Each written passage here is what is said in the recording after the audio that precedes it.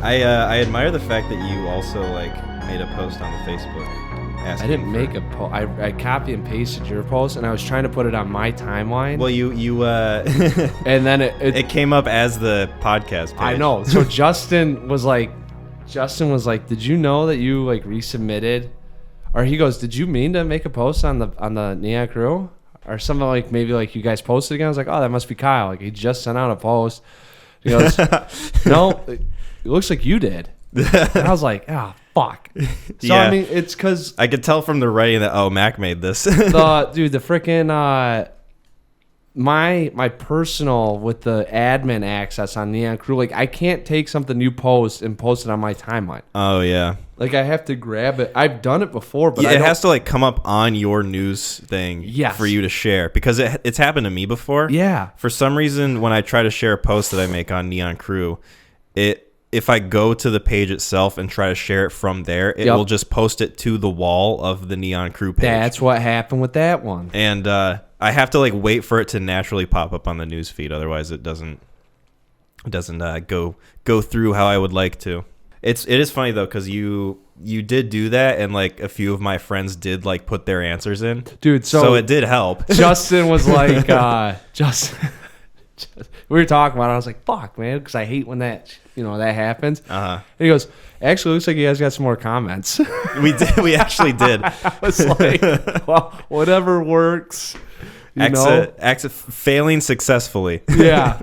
Although it really wasn't that much of a fail, though. But no, you know it was good. I mean, I know. Well, I wish it would have made it to my timeline so that way I could see, more people could see and be like, oh, let's check this out. But whatever. I mean, it works. So, excuse me, I'm gonna be a little bit burpy. Are we rolling into it, or are we just gonna? I'll do an intro, I guess. I'll keep some of this stuff in. I was about to say it's good content. Yeah. Right. Absolutely. Now you guys know that we're baffling idiots with Facebook. We don't know technology. We're kind of boomers. Even though I think we're both technically millennials. Yeah. Despite my friends give me shit about that. Yeah. I just did a thing. I said I was using vibing in a word. Oh, really? Oh, yeah. Did you get that from Gideon? Vibing? Yeah, because he uses it all the time. Really? Mm-hmm. No. I've heard other people say it. I've seen it like on Instagram. So I was like, oh, I'm gonna drop this. Like this is like I like that. Like to me, energy in this. So I said that, and then I kind of got shit back on it, and it made it sound like I was trying to be like a weird old guy. Like, hey, let me see your tits. Like let's vibe, and then you pull those out, and I'm like. I was like, man, this is. Did I even use this word right? Like, that's how fucking like back I am. Did I use this word on fleek correctly? Yeah. Weird flex, bro. Yeah, we just do nothing but say like millennial and Zoomer idioms to each other. Oh my god, ones we should get to. Like that's what sucks about it, dude. When our merch drops, it's gonna be sheesh. That's as far as I go. I don't know any other ones. I'm gonna do the official intro. Oh, I guess. Okay. Yeah. Drop it like it's hot. Mm-hmm. Welcome everybody to the 11th episode of the Neon Crew podcast. My name is Kai L. And your boy's back. It's McClain. Back from the dead. Guess who's back? Back again. Guess who's back? Mac is back. Mac is back. Mac is back. Mac is back. Mac is back. Nah. Do. So you're not dead. Hallelujah. No. Well, neither are you. Neither am I. So I guess I can say this now. I was the one who had the COVID-19. I tested positive. Pretty much that week that I recorded. And I recorded a little bit later in the week because I didn't know what the situation was going to be. And I was feeling a little under the weather when I woke up Friday, so I was like, well, I should get tested. Got an at-home test, took that. That came back positive like instantly. Really? Even though it like tells you, oh, wait 15 minutes for your results and you'll find out. And I did not need 15 minutes. It took like literally a second. Really? I saw like the water and the color like go up into like the little cloth that has like the strip. And if it shows up, you're positive, and it showed up immediately. Oh yeah, it was like it took a second. Yeah, it was much faster than like any pregnancy test I've ever taken. Which like the Russian army myself invading Berlin. Yeah. So then that came back positive. So then I went to an urgent care facility just to get I thought you were supposed to stay inside. I just wanted a second opinion. You know? Right. Because you never know how accurate those like take-home tests are. You were technically like a biological weapon. Some risks you have to take to get a second opinion. Because I wanted to make sure that it actually was COVID, and not just like some cold that for some reason was coming up positive on this take-home test. So I went to the urgent care thing, of an official facility with safety measures and all that. Yeah. And they had me wait there for like an hour because they were just going to tell me the results right there. Yeah, no, they had to put on their fucking bio hazmat suits. Mm-hmm. You have what now? Yeah, excuse me? Yeah. The Ebola.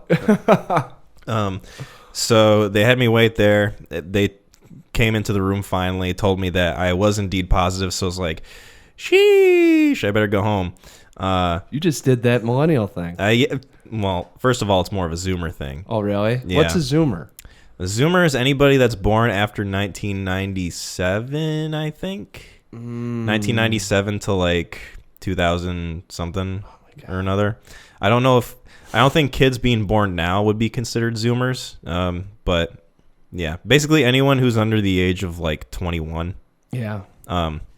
So there's a difference. There's cool. a difference there in the styles and the idioms. It's crazy how they went generationally. Like every 30 years, someone got a new generational tag, and now it's every 3 years. Mm-hmm. Like it seems like it's getting shorter. Yeah. Like boomers are from like, of course, 1945 to like 1965 or something. So that's like a 20-year thing. Yeah. It's 2 whole decades. Whereas like millennials and Zoomers are just pretty shortened. They're fucking as far as like the window like a 3-year of where gap. they belong. Yeah, I was about to say millennials. I'm technically a millennial, right? Yeah. I was born in 90.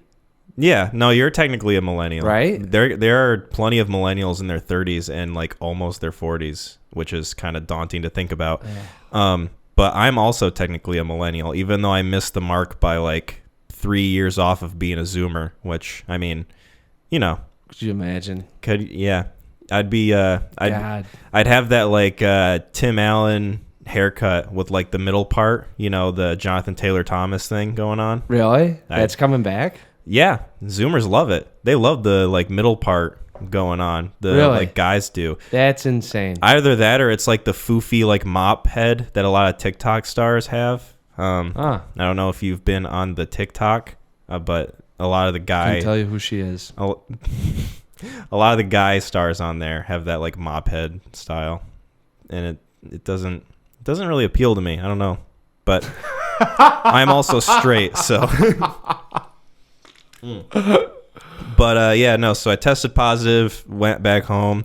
I was like, well, can't really do the podcast with another person because I don't want to risk contaminating them. So I was like, I got to make a decision, and I just said, you know what? I'm just going to do the solo episode, see how that goes, try to make it to 2 hours, and then hope that it doesn't sound either boring or monotonous or just incoherent in any way. And I think I did an okay job. Yeah, I was about to say, man, you did. I listened to it. I mean, it kept me going. I was also like chiming in in on stuff too, where I, like all this, that, or whatever. So, I mean, it's kind of, you got put in there to make like a freaking bunk cake, and you're like, I don't even have a recipe. Yeah. Well, actually, you have a little bit of a recipe. I have a recipe. I just am understaffed. Yeah, and you probably I've never made a bunk cake. Mm-hmm. I'm actually more thinking Special of order. You're a marathon runner, all right? I'm gonna switch up the analogy. Marathon runner, okay? I like the cakes better. And you had to back to making a cake. You're running to make a cake. Yeah. I'm running for president to make a cake. Yeah. So yeah, but now I'm all better. I'm all healthy. I get to go back to work tomorrow. Oh, what a privilege! I know, right? Lucky me. Did you beg them? Like, let me back in. Like, pound on the door. Stella. No. Sam. There's no. Let me back in. Yeah, Mr. Club, please. Yeah. But no, it's weird how fast things go, like how fast time flies by when you just don't work and have like nothing to do. Really, you're enjoying yourself. Yeah. It's weird how fast time flies when you're having fun, as that idiom goes. But it's it's not like I didn't have anything to do. Obviously, I had the podcast episode, and then I've been working on this this video project of like going over all the movies I saw last year. That's taken me quite a bit to work on, but it's been a lot of fun. Been reading a little bit more, of course, watching more movies. Yeah, of course. I watched Tick Tick Boom with Andrew Garfield. I watched both the Raid movies. Yeah, Gareth Evans. Which, by the way, speaking of, don't watch Apostle. Okay, you were telling me about Apostle earlier. Through text. I was. Don't do it. Oh, that's no. what I was saying. Oh, it's kind of like The Ring, except I know it won't come back to kill me. Yeah, excuse me, I had to take a sipperoni. So stay away from that one. Yeah. Gotcha. And what else did I watch? I watched this movie yesterday called Mass. MASS? Yes. It is a very simple drama movie, very simple premise. It's 4 people in a room, and they have to discuss something that's really kind of heart-wrenching and sensitive, and it's just that for like an hour and a half. Sounds like Locke. Really compelling, just carried by like the performances and the dialogue that's written, really like some of the best acting I've seen. It's got the have you seen Hereditary?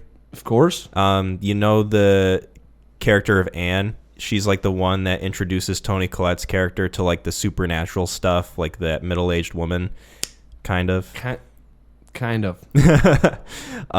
She's in that movie. She's one of the stars, and also Jason Isaacs is in it as well. If I showed you a picture of him, you'd know who I'm talking about. I know, that's why. That's why I'm trying to. I know the name. It's double A. Yeah. Yeah. But no, that movie's really good. I highly recommend it. Mass. Yeah. But anyway, we've got some stuff to talk about, delve into. Let's do it. Figured we could go into The Thing real quick, just to kind of discuss that. So real quick, man, dude, you're talking.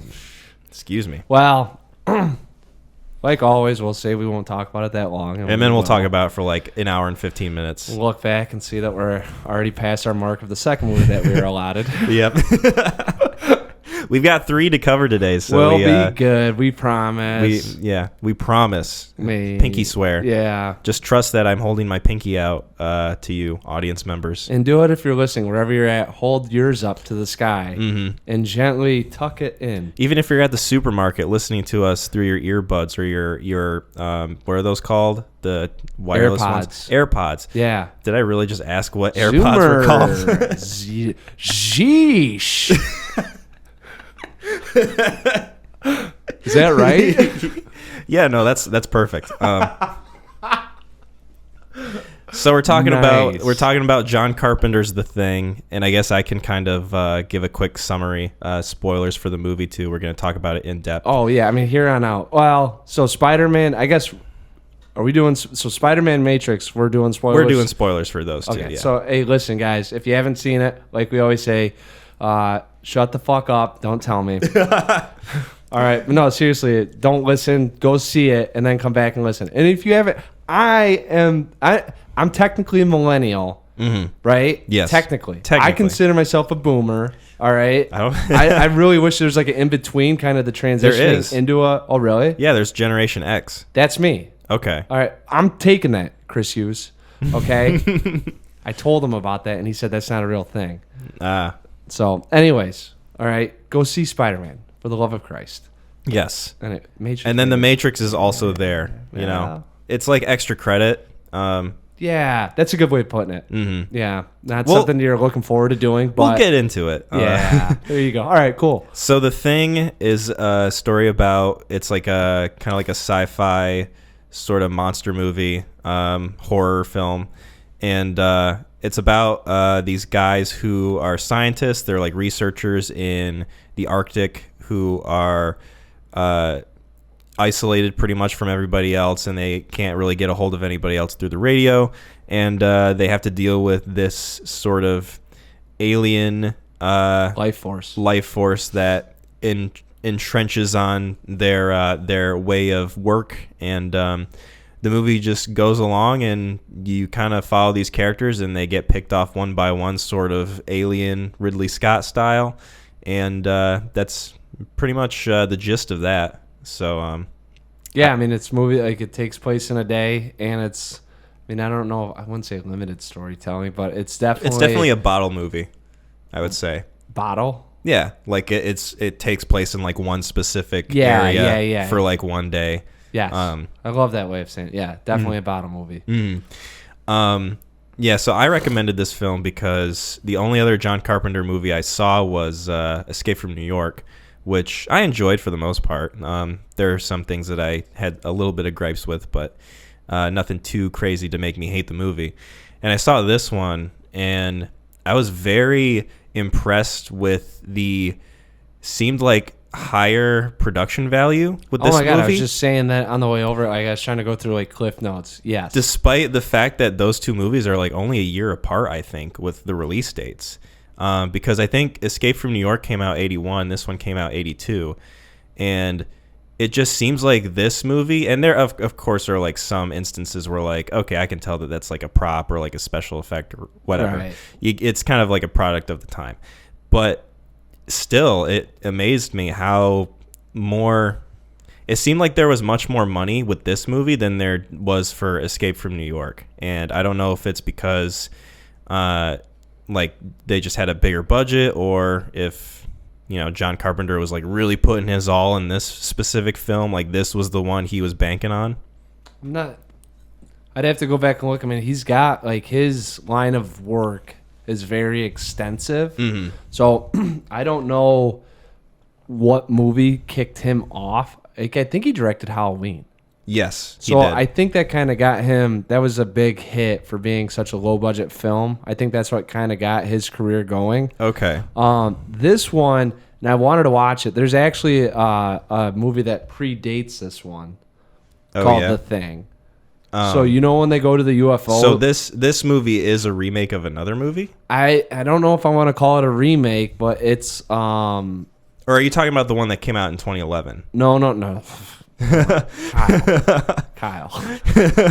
There was just making sure. I believe a movie called The Thing or something thereabouts that came out in the 50s. Okay. I remember my dad was gonna have me watch it on AMC, and me and my brother were like, 10:30 at night, whatever, like a freaking late night showing, and he's like, "Now, guys, you're gonna want to check this out." And it was like the original. You know when they go to the UFO sighting and they go and check all that. Yeah. That's from the original one, I believe. That's okay. So I think what this one is, I don't know if you call it a remake. I mean, it's like a kind of a spiritual successor almost. Yeah, it's like a sequel, but it's not really. I'm hoping I'm not mixing up things here, because I'm fairly certain that, and this is where I can hear someone saying you should have did some research. Mm-hmm. Shout out. Yeah. Fuckwad. Yeah. So, and if not, I kind of like living in this like weird zone of not knowing. Mm-hmm. But yeah, that's where I'm pretty sure there's a movie that came out in the 50s. So this is like, I would say kind of like a sequel, but it's not real. It's loosely based. Like they just take like the element, of that alien that's, kind of more so an inspiration from that source than an actual like continuation. Yeah. I mean, it'd be like, I don't even know, like, I don't even know how to. Yeah. So, Escape from New York had a budget of $6 million. Mm-hmm. The Thing had a budget of $15 million, which I imagine at the time in the 80s is a pretty big leap from the production value of the first movie to the second movie. And I can definitely tell that this one, it seems like there's a lot more like love and care and tightness within like the way that the movie uses the story and the special effects and the different scenarios that the characters are in. It just feels a lot tighter and more cohesive to me than something like Escape from New York. That's what I'm saying. I honestly wouldn't be shocked if John Carpenter had watched that movie in the 50s and had his own kind of mind spawn. Like, that'd be even cooler if, and then actually have the money to do that. Yeah, for sure. I guess I'll say what I thought of this movie overall. I thought it was good. I really enjoyed this movie. Don't bury the lead, Kyle. Listen, I gotta get it out there. I gotta get my feelings into the public. This is one of the more like creepy atmospheric movies that I've seen in a while. And I really kind of also a sucker for that, like we said before, that bottle movie type story where it just takes place in a day. It's in one location.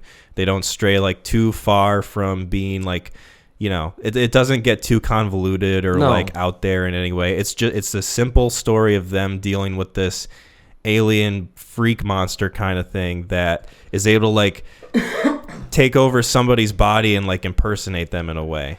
And I mean, it just clones their genes and overtakes them. Yeah, and tries its best to like mimic their like personality and their behavior and stuff, like just human behavior. And so a big element of the movie is not just them dealing with this alien, but also the distrust that sort of manifests from something like this that can do that sort of thing. Well, yeah, I mean, it goes from you know, you're dealing with obviously a supernatural life form, right? And that can't happen. You know, then you kind of see it and you're like, well, okay, maybe this is something that's a little bit, you know, it's getting serious. And then all of a sudden it turns into, who the fuck are you? Who the fuck are you? You know, I mean, but you could see that's how it would kind of probably progress with a group of people. Oh, yeah. It's all groupthink. So if one person's the outlier, you consider them crazy. And then eventually it settles in and you're starting to see more people hop on board. But at that point, the wheels are off. And because of how fast this like progresses through the people, they don't have time to think about it. I mean, it literally is like every other hour, it's getting more and more severe. Yeah, and it just seems like it's getting quicker about it, too. Because it lingers for so long, and a lot of the crew members are, like, still alive. And they're still trying to, like, figure out, like, okay, so Wilford Brimley is definitely, like, going crazy. He might be infected, but we can't be too sure. So we have to, like, lock him up in this room.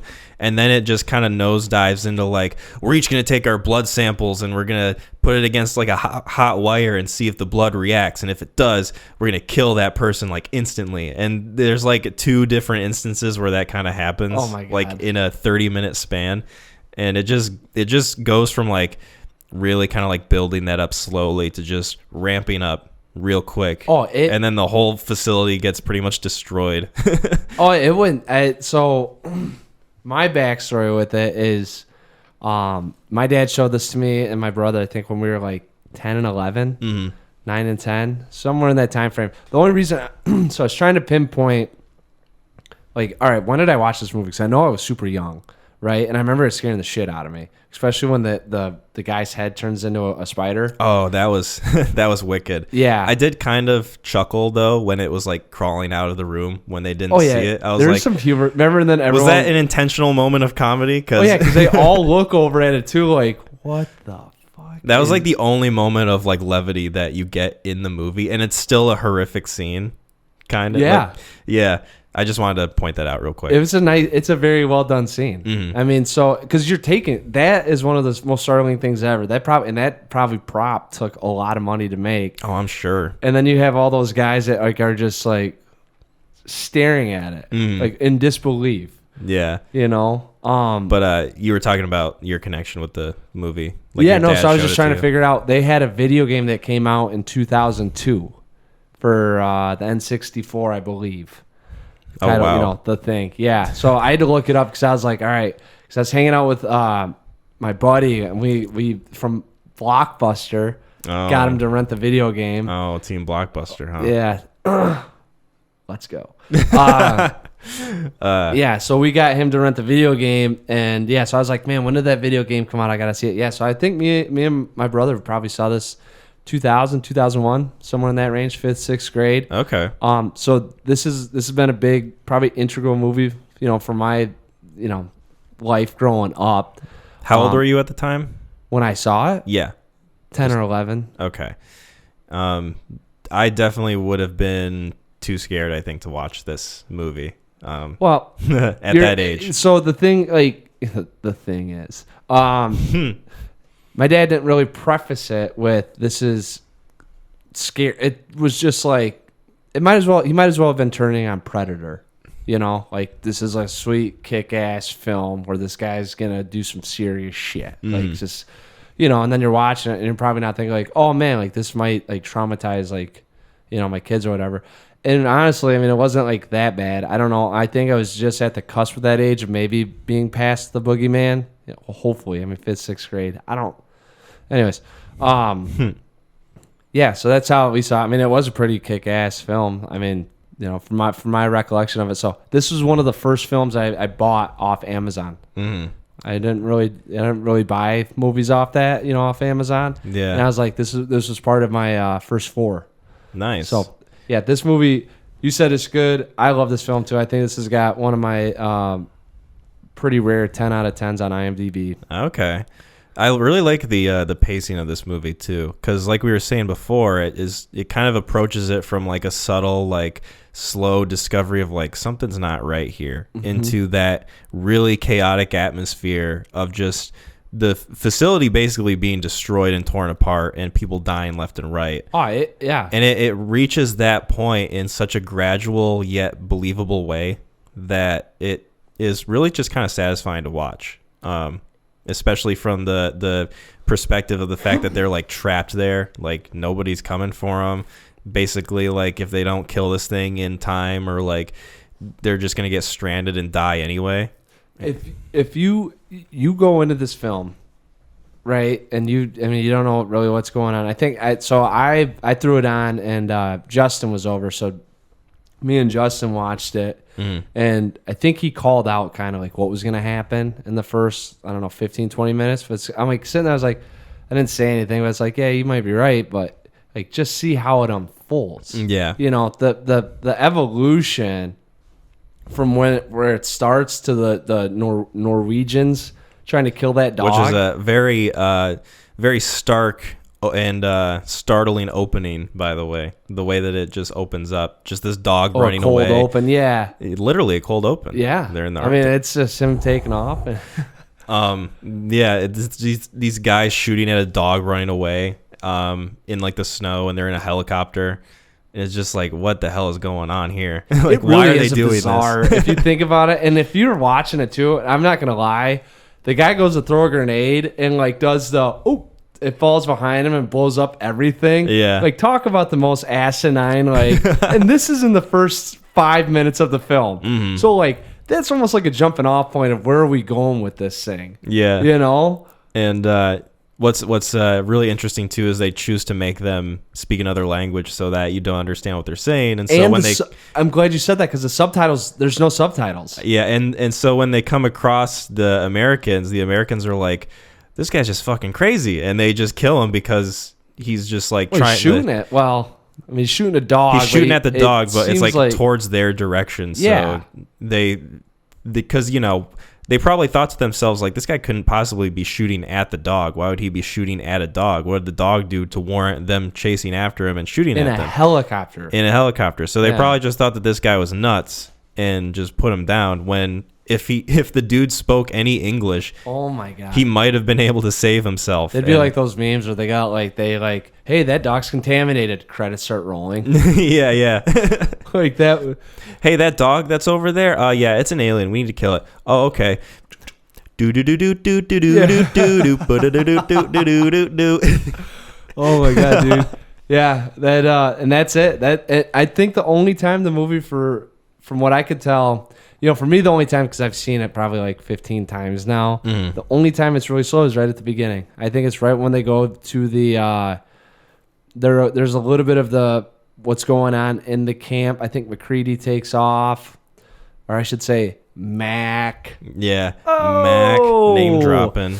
That's a big reason why you love this movie. Oh my god, dude. It's like you can self-impose yourself on the main character. That's what I'm gonna be for Halloween. I'm gonna more be easily. Mac. Yeah. You're gonna grow a big bushy beard. Can't do that. I wish. I don't know if I'm gonna shave my hair. Take it off the top of my hair or the bottom, and then put it on my chin. I made one trade for another, basically. Yeah. Well, I mean, see, that's where you go. At least you get a trade. Some of us just lose it. Yes. Some people are cursed with the Mr. Clean effect. Yeah. I'm waiting to see what... Anyways. We're talking about aging. Yeah. But... Hey, boomers. Hey, sheesh. Hey there, Zoomers. Do you guys like the fidget spinners? The tech decks? Oh my God. That was more of a millennial thing. Yeah, the tech decks. So anyway, back to the movie. Back to the film. Thank you for enjoying the small break. Yeah. Back to the action. We'll be right back with these messages. Yeah. Sheesh. Tech deck. Fidget spinners going out of style. Look at this. Whoa. Going out of style, more like coming back. Yowza. And then it goes into an advert for Heelys. We're just talking about generational gimmicks. Yeah. All right.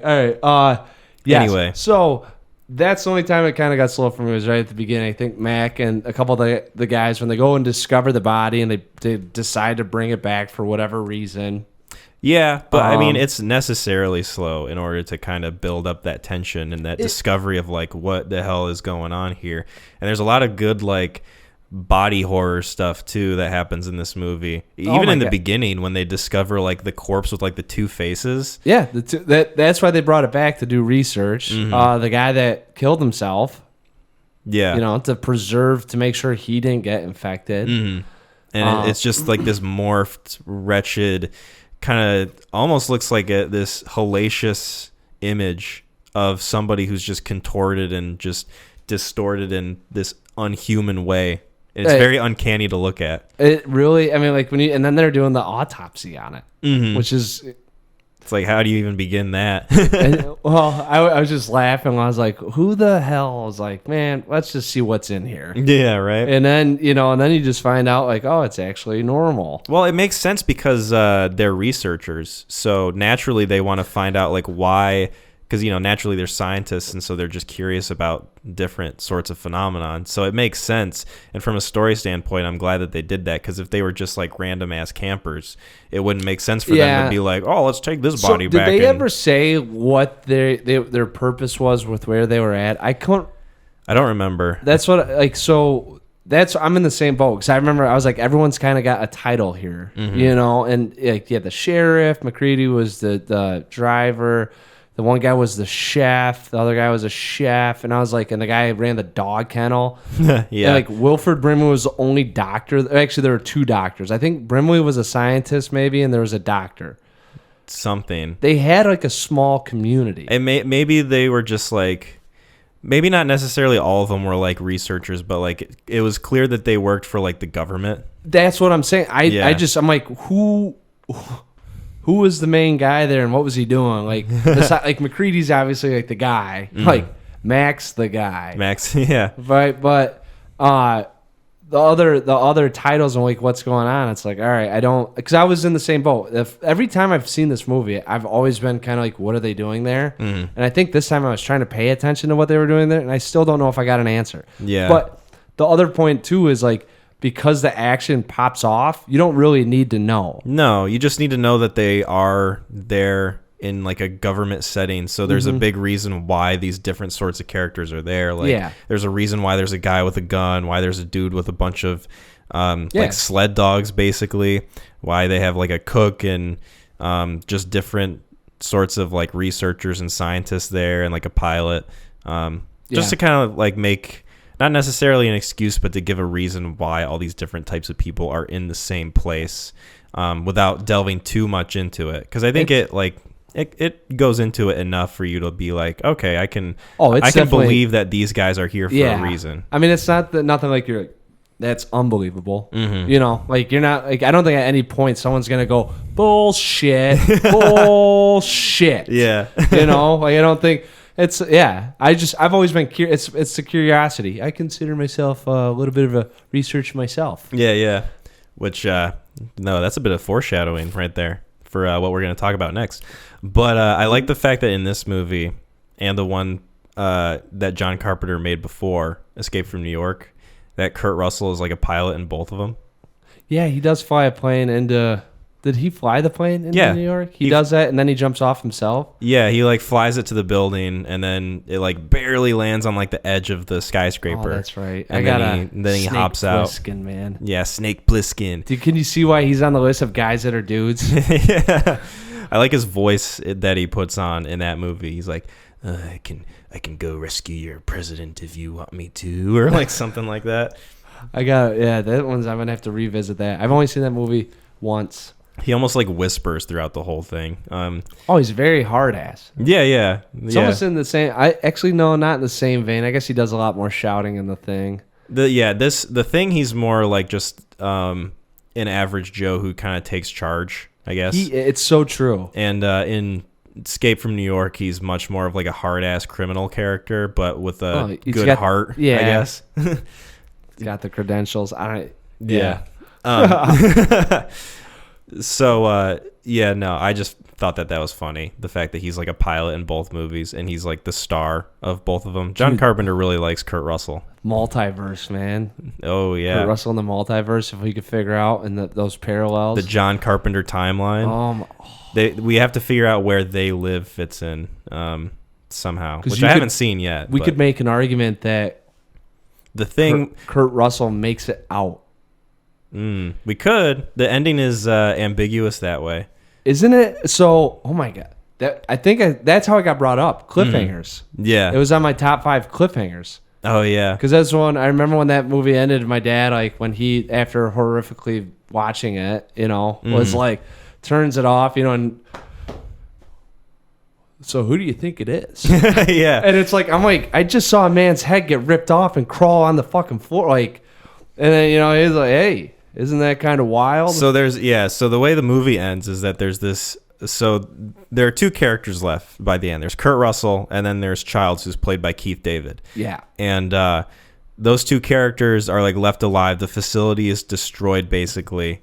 It's all crumbled. It's all crumbled. Everything's on fire. They're both like really tired and weak from having to deal with the whole shebang of it, I guess. I don't know why I thought of the word shebang, but essentially they're both left sitting there like on their own, and they're trying to figure out if either one of them is the Thing, like if either one is like infected with it or like posing as themselves, because maybe, and I thought about this too, like what if it's neither of them, like or both of them, or both of them.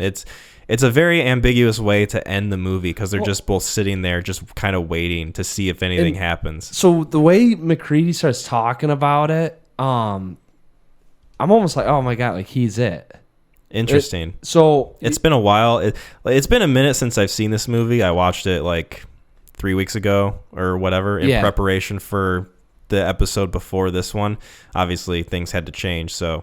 There are some things that I don't remember quite as much. Well, I mean, I don't remember the exact words. I mean, obviously he gets into like, it's got to be out here in the cold. This is what it wanted. This is how it survives. It could be one of us, but the way he's kind of saying it is almost like in kind of in like a self-referential, kind of like joking, like I got the one up on you.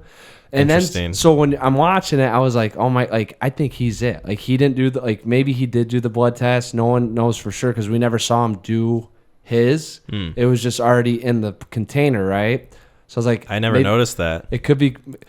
And then you get into, and then so I'm like thinking about it, I was like, oh, maybe he's like actually laughing at Childs, knowing that he isn't it and that Childs is it, and that when Childs goes to sleep, he's going to kill him. And that's kind of why he's laughing, like, who really knows where it's at, Yeah. So like the first, like as I'm watching, I was like, oh my God, it's like definitely him. I'm just running through it. And then as he gets towards the end of his whole spiel, I'm like, oh shit, it's probably Childs. Like he's actually, and then Childs is just in there and Childs has no fucking clue. Like he's just like, bro, I'm just fucking done.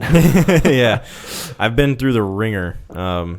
So came out here fucking, he's like, I got a pension for when I turned 40 and smoked some J's. Yeah. And now I'm gonna fucking die out here with you. 2 characters that have butt heads pretty much the entire movie when the conflict starts kicking off. They do. And that was there's only one time they had a little resolution, and then it went to jack shit. It was when they're like, all right, we got to go out to Wilford Brimley's thing, and then they go out there and it's like, you're not saying, I want to get back in there, Mac. I'm good. All right. Yeah. I tell you what, I'm fine. Yeah. I love. And then he walks out there and he's like, I left the light on.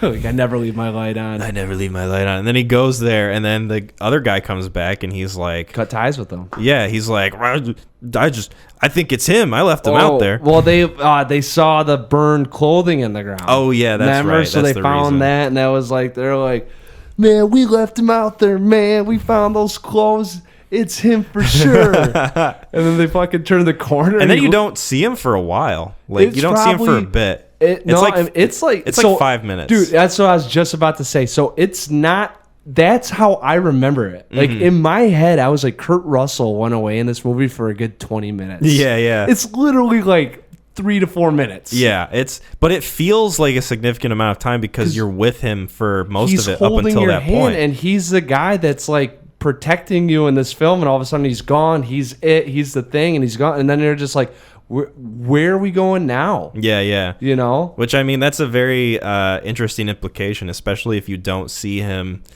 slice his own hand to get his own blood in that moment when he's doing the test. I'm pretty sure. Because if he already had it, then there's some weird implications there going on. Because as soon as that happened, he came up with that test. Interesting. So he's like, so I'd have to watch that scene again because my memory, I have the memory of like an 80-year-old. All right, so I mean, I could have watched this yesterday. Heart of a Zoomer, face of a Gen X, mind of a Boomer. Oh God, it's all this is dementia. Here we come. You're just a generational Frankenstein. Oh my God, that is a beautiful way of describing me. Mary Shelley's McClain Parker. Yeah. The unknown sequel. Yeah. There's only one copy, and I have it.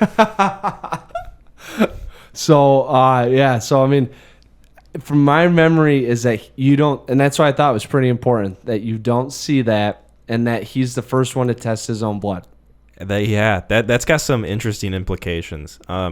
It because it feels like, tone wise and like the way the movie presents it, it makes it feel like it's a significant amount of time that he's gone. Right. And it does make you think, like, especially when you point it out to me now, it does make me retroactively go and think like that is like a weird implication right there. And I like the way that this movie sort of makes you ask, like, who all is actually like infected and stuff. And the fact that there's a character who dies that they like kind of suspect might be it because he like attacks somebody, but he's not infected. He's not the alien. It just goes to show like all the different possibilities and like the second guessing of everybody's behavior. And they just don't really. It's amazing that you don't know. Mm-hmm. No one has any fucking clue, and that's.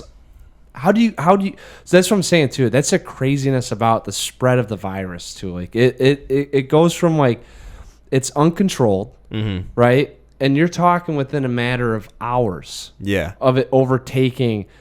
Think of how much shit goes down. They fucking blow up a compound and it takes place within 6 hours. Yeah. Like that's how uncontrollably and the craziness that evolves from this little thing. Like that's why. It's just funny to think about. So Wilford Brimley does the test. Yeah. So I knew that it was coming up because I've always watched this and I've never actually did the math. It would have taken over the world in 3.1 years. Mm-hmm. I think that's what the timeline I came up to. I think it was like, I don't remember how many days it was, but I did the. It gives you. I really like that scene too, because it gives you an immediate sense of like the danger that it poses. Yeah. Because you could think to yourself like, okay, it's like just one alien. Obviously, it's gonna like kill a few people, but maybe they can just contain it. But then when he sees how fast it would spread and how fast it was spreading, it gives you that sense of like, oh shit, this thing is like a world eater basically. Yeah, like it's got some world death implication to it. The whole goddamn world in 3 years, man. Like that's a big fucking place. Yeah, like that's. I remember because watching it with Justin, I knew that scene was coming, and I remember like when I was watching it, like man, like how kind of frightening it was when you see something like that, and you just see like how it attacks and it spreads, and you kind of get the sense like, oh, this is really quick. Like, this happens fast. Like, if you catch it morphing, like, it feels like you did a great job, but imagine if you had given it 5 more minutes. Right. And which is a fantastic chapter too, because they don't give you the whole. I mean, there's obviously no science on it, but they don't give it all to you. So like, you don't know how long it takes either. Yeah. All you know is that it rapidly attacks cells and clones and just totally like overtakes your body. But there's no like, they don't go, oh, if it has you for 10 minutes or if it has you for 15. It doesn't give you a specific number. That's what I'm saying. So I mean, it's just like if you get in contact with it, you're done. Yeah. And and that's what I'm saying. Like, you never know. That's another beauty of it. Is you can't put a time frame on anyone getting in contact with it, with how long it takes or how long they could have been infected for, you know? So, anyways, I was 3 years is a quick time. And speaking of that scene and kind of segueing into wrapping up this discussion. Oh, for sure. R.I.P. Wilford Brimley. Is that just this year? Or was that a couple years ago? I think it was like the beginning of 2021. Yeah. Something like that. Either the beginning or like the summer. It was definitely like last year, for sure. Like a bit ago. And it took me a bit to figure out like which one he was until he started talking. And I was like, oh, that's Wilford Brimley right there. That's that Mac, voice. I'm telling you, I'm fine. I'm telling you, I'm fine. There's nothing wrong with Liberty Mutual's paying for my research. So, you want to do my closing thoughts, your closing thoughts? Just, I mean, honestly, I just got to, like... You can go ahead. This movie holds up tight. It's one of the tightest, probably, storylines that you'll see, right? And for being almost 40 years old,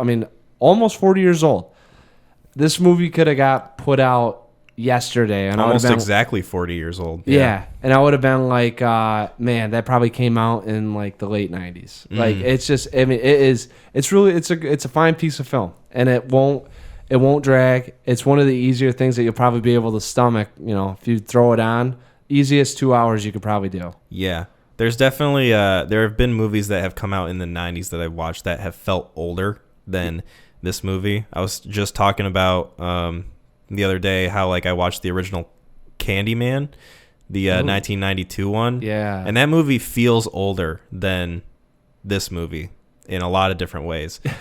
But anyway, not going to go into that one exactly, but this movie I really enjoyed. It's very atmospheric. I love the isolation of it, the bottleness of it, just the fact that it takes place in a day just on this one Arctic research center is very compelling to watch. I thought like it's a significant improvement over the movie that came before it by John Carpenter, Escape from New York, in my opinion, just in terms of production quality. And I think the acting's really better in this movie. There were a few instances where like it felt a little goofy, like the head crawling into the hallway without them seeing it. Yeah, and campy, right? A little campy. And a few scenes were like, okay, obviously like it's an improvement over Escape from New York, but there are still some things I can tell like special effects, 80s special effects, you know, for sure, it's hard to miss. So, well, dude, I mean, it's dated 40 years. So I mean, like, like when you talk about it, it's like no shock. Yeah, you know? it's not unexpected. Let's just say. I mean, like, dude, that'd be like me in the 90s talking about a film from the fucking 50s and being like, I mean, it is in black and white. Yeah, like, it is silent. There's really no audio. Yeah, like it's to be expected, but you know, for the most, what do you? I would give it a 8 out of 10. 8 out of 10. Yes. That's pretty solid. Yeah, so on my on my parabola, definitely 10. Like it's bingo all the way, entertainment and fun. Nice. Yeah, I love it. Sweet. You'll love to see it. Speaking of entertaining and fun, speaking of loving to see, we saw Spider-Man: No Way Home. Was that Star Wars noises? No, that's what happens when you shoot a web. The do. Yeah. The pew pew pew. It's more like a Oh.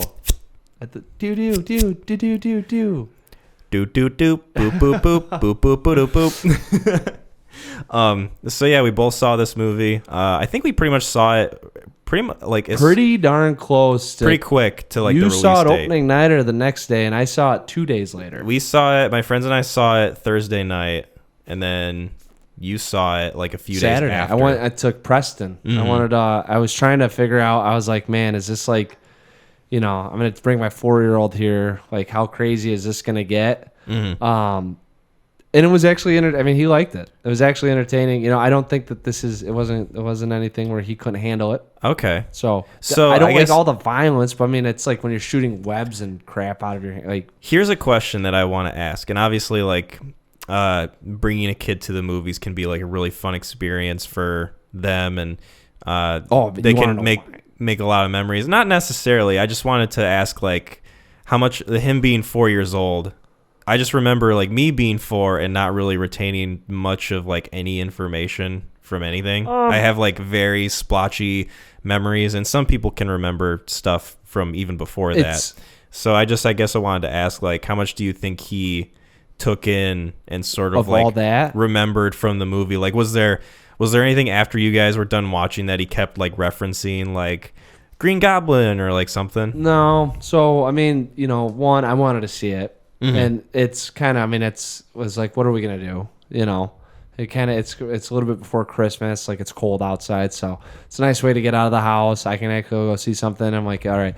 A little bit, honestly for us, it's just kind of him hanging out with Dad. Yeah. So it was one of those cool things where I was like, man, I get to take my kid to like, a movie. Cause I know my dad used to take me and my brother to movies all the time. Right. That's like one of the things that I like to do with Preston as much as I can. So no, for me, the most part I'll remember is sitting in the wrong seat and sweating profusely as a couple next to me sat down and they were staring at me. And it was like, I think I needed to go over one and I didn't. And I was like, let's see how this plays out. And then I looked down again and I could see someone at the end of the aisle crouching. And I was like, oh, they're definitely not going to crouch that whole 2.5 hours there. So they got like security. And came like not security, but the it's the 17-year-old kid that's like, can I see your ticket? Oh yeah, like the attendant. So as soon as they came up, I looked at him. I was like, I think I'm supposed to be over one. And he goes, can I see it? And I was like, yeah. And he goes, yep. And I was like, all right, And I looked over at the guy. I was like, hey man, sorry.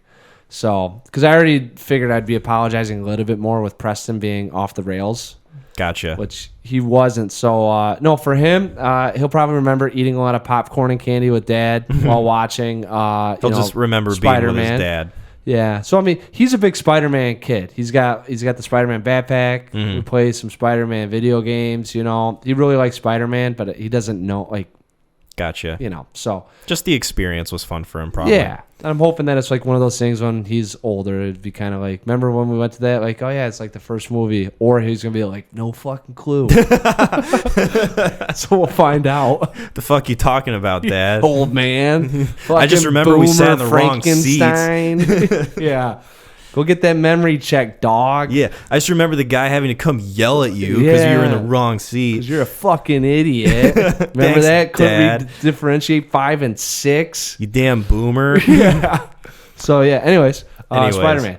You liked? Yeah. So you do this one? I'll do Matrix. Yeah, we can do that. I'll do, because. So, Spider-Man No Way Home. This is the third Tom Holland Spider-Man movie, and it takes place immediately after the events of the second one, where Spider-Man's identity gets revealed as Peter Parker. Everybody finds out who he is, and so he's got to deal with the problems that arises from everybody knowing him as the superhero. So he goes to Doctor Strange, and he pretty much asks him if he can help make a spell to have almost everybody forget who Peter Parker is or forget the fact that he's Spider-Man. And Doctor Strange starts to make the spell. Peter goes, wait, but I want MJ and I want Aunt May to remember who I am, and Ned's got to remember too. And so like the spell gets messed up. It opens up these different portals in the multiverse where different characters from different universes, I'll say, like come out and want to fight Spider-Man, and so he's got to deal with the implications of the multiverse while also the fact that everybody knows who he is now. And so that's the gist of the movie. Oh yeah, because that spell, did it work? It didn't work, right? It kind of turned into like Doctor Strange going like, I'm done. Like we're just gonna leave it where it's at. Yeah. It messed up entirely pretty much because he had to like contain the spell. Right. So the spell was contained in the box. That's right. You had to put it in the But it still caused these ripples in the multiverse. Right. And so these different characters like started coming out. So spoilers for Spider-Man No Way Home, obviously. Well, this is all within the first fucking 30 minutes, so go see it. Yeah. Just warning you right now. So, what did you think of this movie overall? Trash, absolute trash. Damn. No. Bum bum bum. Podcast ends right there. Shock value, baby. You want to tell me that movie's good? Fucking bring it. I'm going to be a contrarian this episode, and I'm going to say that this movie was absolute garbage. No, I mean, I loved it. I mean, it's absolutely fantastic. It's one of the best. It actually was younger me thinking what comic book movies should have been when I was younger. Yeah. You know, not.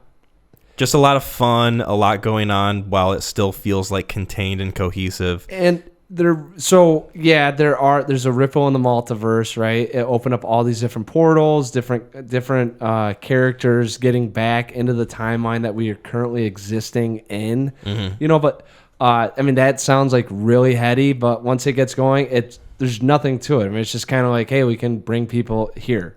I mean, that's it. So and I've heard this described too.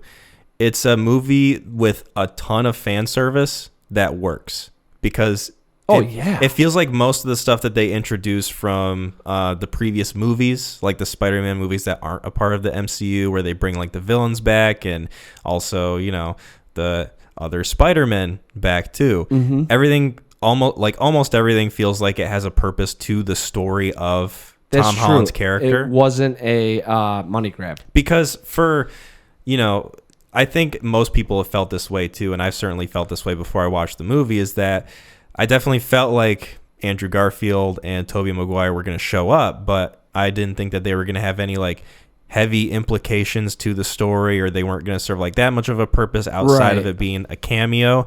And I was very pleasantly surprised that not only did they show up and, you know, people went nuts or whatever, but they also served a purpose. They were supporting characters in like the third act of the movie. Oh yeah, 100%. I thought when Garfield first popped on the screen, like the one thing that did annoy me was like the whole theater goes nuts. And it's like, just want to like turn around and be like, come on, you didn't see it coming? I even knew he was gonna be fucking in this. Dude, my theater went crazy for Garfield and Toby.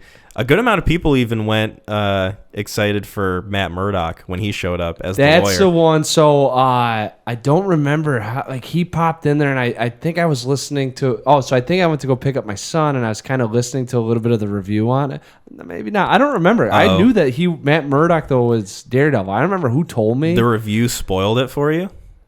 No. Because I think I listened to that after the fact. I'm trying to remember who told me, because like what. So somebody else spoiled it for you in person. No. Someone, I don't even know how I didn't listen to anything. So like I went into this and I think it was just like rumors that he was going to be in it. Either that or there were rumors beforehand. Either that or I put it together myself when I saw him. But I'm pretty sure I had like someone gave me a heads up, because like, Ben Affleck's Daredevil probably, will be the best Daredevil of all time. Like that's gonna be hard to challenge that one. But I think Murdoch stood out. Yeah. So like I don't remember what, but for some reason, and people were going kind of crazy. So maybe I looked it up. I don't remember. But Have you seen the Daredevil show, the Netflix show? No, but that's the same guy. Yeah, like it's the same guy. The show is pretty, like, probably the best Marvel show on Netflix out of like all the like 5 shows that they have. I've heard good things about it. Yeah, I recommend watching them. It's a lot more of a mature look at superheroes and kind of like more grounded in realism. I pay you $10 to show your tits. 10 won't do it. 20. Mr. Murdoch, you're drunk. Fuck, it was only 3 whiskey sours. I like the fact that he's trying to see someone's boobs when he's blind. Let me feel them. 30. I can smell them. My sense of smell is heightened. No, all you have to do is let me slap your ass so I can see him jiggling. Jesus God. He's got like the thing with the vision when you make the sound effects. It's just this really scummy version of Matt Murdock. Well, you said it's grounded realism. Yeah, he's fucking blind in Hell's Kitchen. He makes shit money. like he's doing well. I said he was grounded in realism. I didn't say he was a pervert. Mr. Murdoch, you're drunk. And he's an alcoholic. Mr. Murdoch, you're drunk. That's like the intro to every episode. Mr. Murdoch, you're drunk. Yeah. Just this blasted daredevil. Oh my God. How's he not had his bar license taken away? Oh, dude, have you ever seen? Oh my God, was it Barstools? Oh, I don't even want to. There was a Batman that they did a spoof on Batman. That Batman continues gets drunk. It's like drunk Batman every night. Every time he goes to solve a crime, he goes to the bar. Oh God. Yeah. Anyways, that's what Mr. Murdoch reminded me of. Yeah. So, anyways, drunk Daredevil is in it. So yeah, Daredevil, good show. I recommend it. Yeah. Only 3 seasons, so it's not too much of a commitment. But yeah, when he showed up, a surprising amount of people were excited that he was in the movie because not everybody's seen the Daredevil show. Most people know about like Tobey Maguire and Andrew Garfield Spider-Man, but yep. Daredevil, I guess, is a little more obscure, but he played he was a cameo. So I mean, it was like one of those definitely things. Was just a cameo. Yeah, it's like one of those things where they just now they've introduced him, so now they can put him in these fucking movies. Mm-hmm. I really like the fact that this movie has, and it kind of sets itself from the rest of the MCU, other than a few other movies like Infinity War or, I guess like the first Iron Man, but it felt like it had stakes and consequences to what was happening in the movie. It felt like there were like way heavier implications than what we got in like previous Spider-Man movies and previous MCU movies too, because Aunt May dies. There's a consequence that happens because Peter encounters like all the villains that have come in through the multiverse, and instead of sending them back to their own timelines to die, his morals get the best of him, and he goes, I want to try to save all these people. And so he frees them from Doctor Strange's prison, basically his magic prison, and he takes them back to like his apartment, and he starts working on a cure for all these villains. You've got Willem Dafoe's Green Goblin, who steals the show, by the way, for me. I don't know if he did for you. Good. Really, like, I loved him in this movie. I thought he was so compelling and just an interesting villain to watch, and it feels such like a seamless transition from like the first Spider-Man movie he was in to this iteration of the character. Very true. Like when you watch it, you don't really think that he missed any time. Like, yeah, there's definitely like he got back on the bike and was like no hands. You can tell that he had a lot of fun playing the character and was just chewing up the scenery, just soaking everything in. I mean, come on, like he's an actor, and then it's like, all right, well, play the opposite of you. Mm-hmm. So what helps too is that he really wanted to be a part of the movie, but only if he could be in like the majority of like the stunt work. Oh, really? Yeah, so like when Tom Holland's like on top of him, like punching him in the face, it's actually Willem Dafoe just laughing in his face the whole time. Yeah. And it's so jarring and entertaining to watch. And I thought he was great. I thought he was the best part of the movie. I got lost in everyone's performance. I don't think there was one person actually the only one would have been the Sandman. Sandman and Lizard specifically, they kind of felt like background villains. 100, like just could care less. And you could tell that they just included them just to kind of emphasize the whole multiverse aspect of it. And it didn't help that the actors for those characters weren't actually like on set. They were just doing like voice work for them. There was a couple scenes where I think the Lizard definitely was 100%, but I think the Sandman, unless he's CGI'd in. So what they did was they took either alternate takes or deleted scenes from Spider-Man 3 and The Amazing Spider-Man, each of those movies, and they like used those for the scenes in those movies when they like kind of turned back to their normal selves. Did the Lizard ever do it? In Amazing Spider-Man? No, I've never seen it. In this one. Yeah. Did he? Yeah, because like they cure both of them. And so they turn back to like their normal kind of human selves. And you see like Sandman like look at his hands and he's like becoming human again. And then Lizard, shrinks down and he's like naked and he turns back into Dr. Connors. I don't remember. See, I don't remember. It's a very quick scene that happens. Might have been dealing with Preston or the movie or the seat debacle. The seat debacle, yeah. No, that was far enough into it where there was no issues. I was gonna say that was towards the end, so hopefully that guy wasn't crouching down for like the first 100 minutes of it. No, that was. Anyways, no, I don't remember. I kind of remember the Sandman going into his a little bit into this, but I thought Dafoe got his diabolical plan out there before everything else happened. But no, I believe. I mean, like I said, I have the memory of. If you look up a side by side video and they have them out already, you can definitely tell that they're like the same shot. Pulled it. Yeah, that's still pretty cool though. That I can splice that. Yeah, no, it's very convenient for sure. And if somebody didn't tell me that, I would not have known. The Sandman I thought kind of looked weird. He's the one I don't remember about and I can't remember the guy's name who does the Sandman. Hayden Thomas Church. Yes, famously from Sideways. Or is it Thomas Hayden Church? HDTV. HDTV. HGTV. My mom watches that all the time. Hayden Thomas HTCDV. What would Hayden Thomas Church do? Thomas Hayden THC? Damn. Marijuana. I'm gonna look it up. All right. I think it's Thomas Hayden Church. THC? No, that's weed. You're thinking of speed. HTC. You're thinking of ka-chow. Cars. Sheesh. Cars 2 with it is Thomas Hayden Church. Thomas Hayden Church. THC. Bro, that's the next shirt. It just says THC on it. THC, and it's gonna show him smoking like a blunt or something. Oh God. Hell yeah, that's a sweet shirt. THC, man. Anyway, I love that. We got WWTHD and THC now. Yeah, so I'm gonna have to watch more of his films. Yeah, I thought this movie definitely for me had a lot more like consequence and suspense, and sort of you felt the ramifications of what was happening more so than a lot of other MCU movies, which I really appreciated. How about any of the Spider-Man films? I don't think there's ever been a time where any of the new Spider-Man movies. Any of the the 9th one they made, the 8th one? Oh, you're talking about all of them. I mean, Maguire. Like, did you ever feel?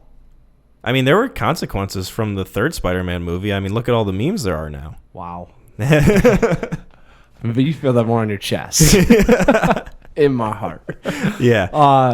For Raimi. Consequences of the soul. Yeah. No, but I mean, like, I think that I mean, obviously, you're talking about the multiverse, which is probably like it's bigger than the universe. Yeah. It's thousands of times bigger than the universe, apparently.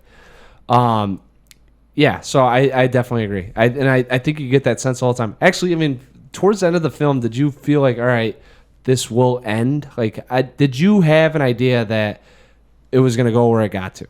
Like with the whole his friends forgetting about him aspect. I mean, and Strange curing the multiverse. Like, could you have said like, all right, it's going to get wrapped up in a bow, but this has got to happen? I knew it was going to.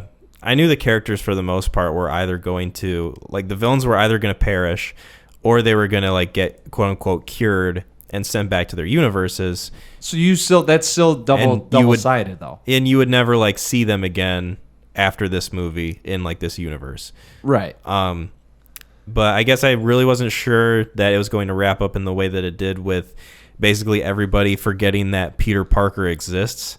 Yeah. And his friends forgetting about him and not having any history with him like they did before. And that is a crazy concept. That felt like another like really good way to end that sort of trilogy of movies, and kind of have that sort of consequence of his actions and that responsibility he has to take and that sacrifice he has to make for himself in order to cure these villains and like make sure they live and send them back to their own timelines is really just admirable, I guess you could say. Like, sure. And it's satisfying too. It feels like it's appropriate. There's the word I'm looking for. It's appropriate. because honestly, it makes it feel like, oh, this is like an origin story for if they ever make any more Spider-Man movies. Because at the end, you see Tom Holland going into like this rundown apartment that's very reminiscent of the Sam Raimi Spider-Man movies, and you hear the guy say like, "Rent's due in 2 weeks" or whatever. Yep. And he kind of has this like new start of being this unknown hero again, where he can just focus on like his little area of the city and sort of be that friendly neighborhood Spider-Man that he needs to be. Nice. Yeah. Nice. Well said. Nice little anecdote there. Yeah. That's my thoughts. No, that's pretty good. And subscribe. That is. Hit the share button down there. Hit that bell so you know when the videos go up. Yeah. No. I was thinking about like it's actually funny you say that, because I guess I viewed it in a little bit more of a simpler term than that. That's actually like well put though. I mean, that does feel like a very Spider-Man type of ending.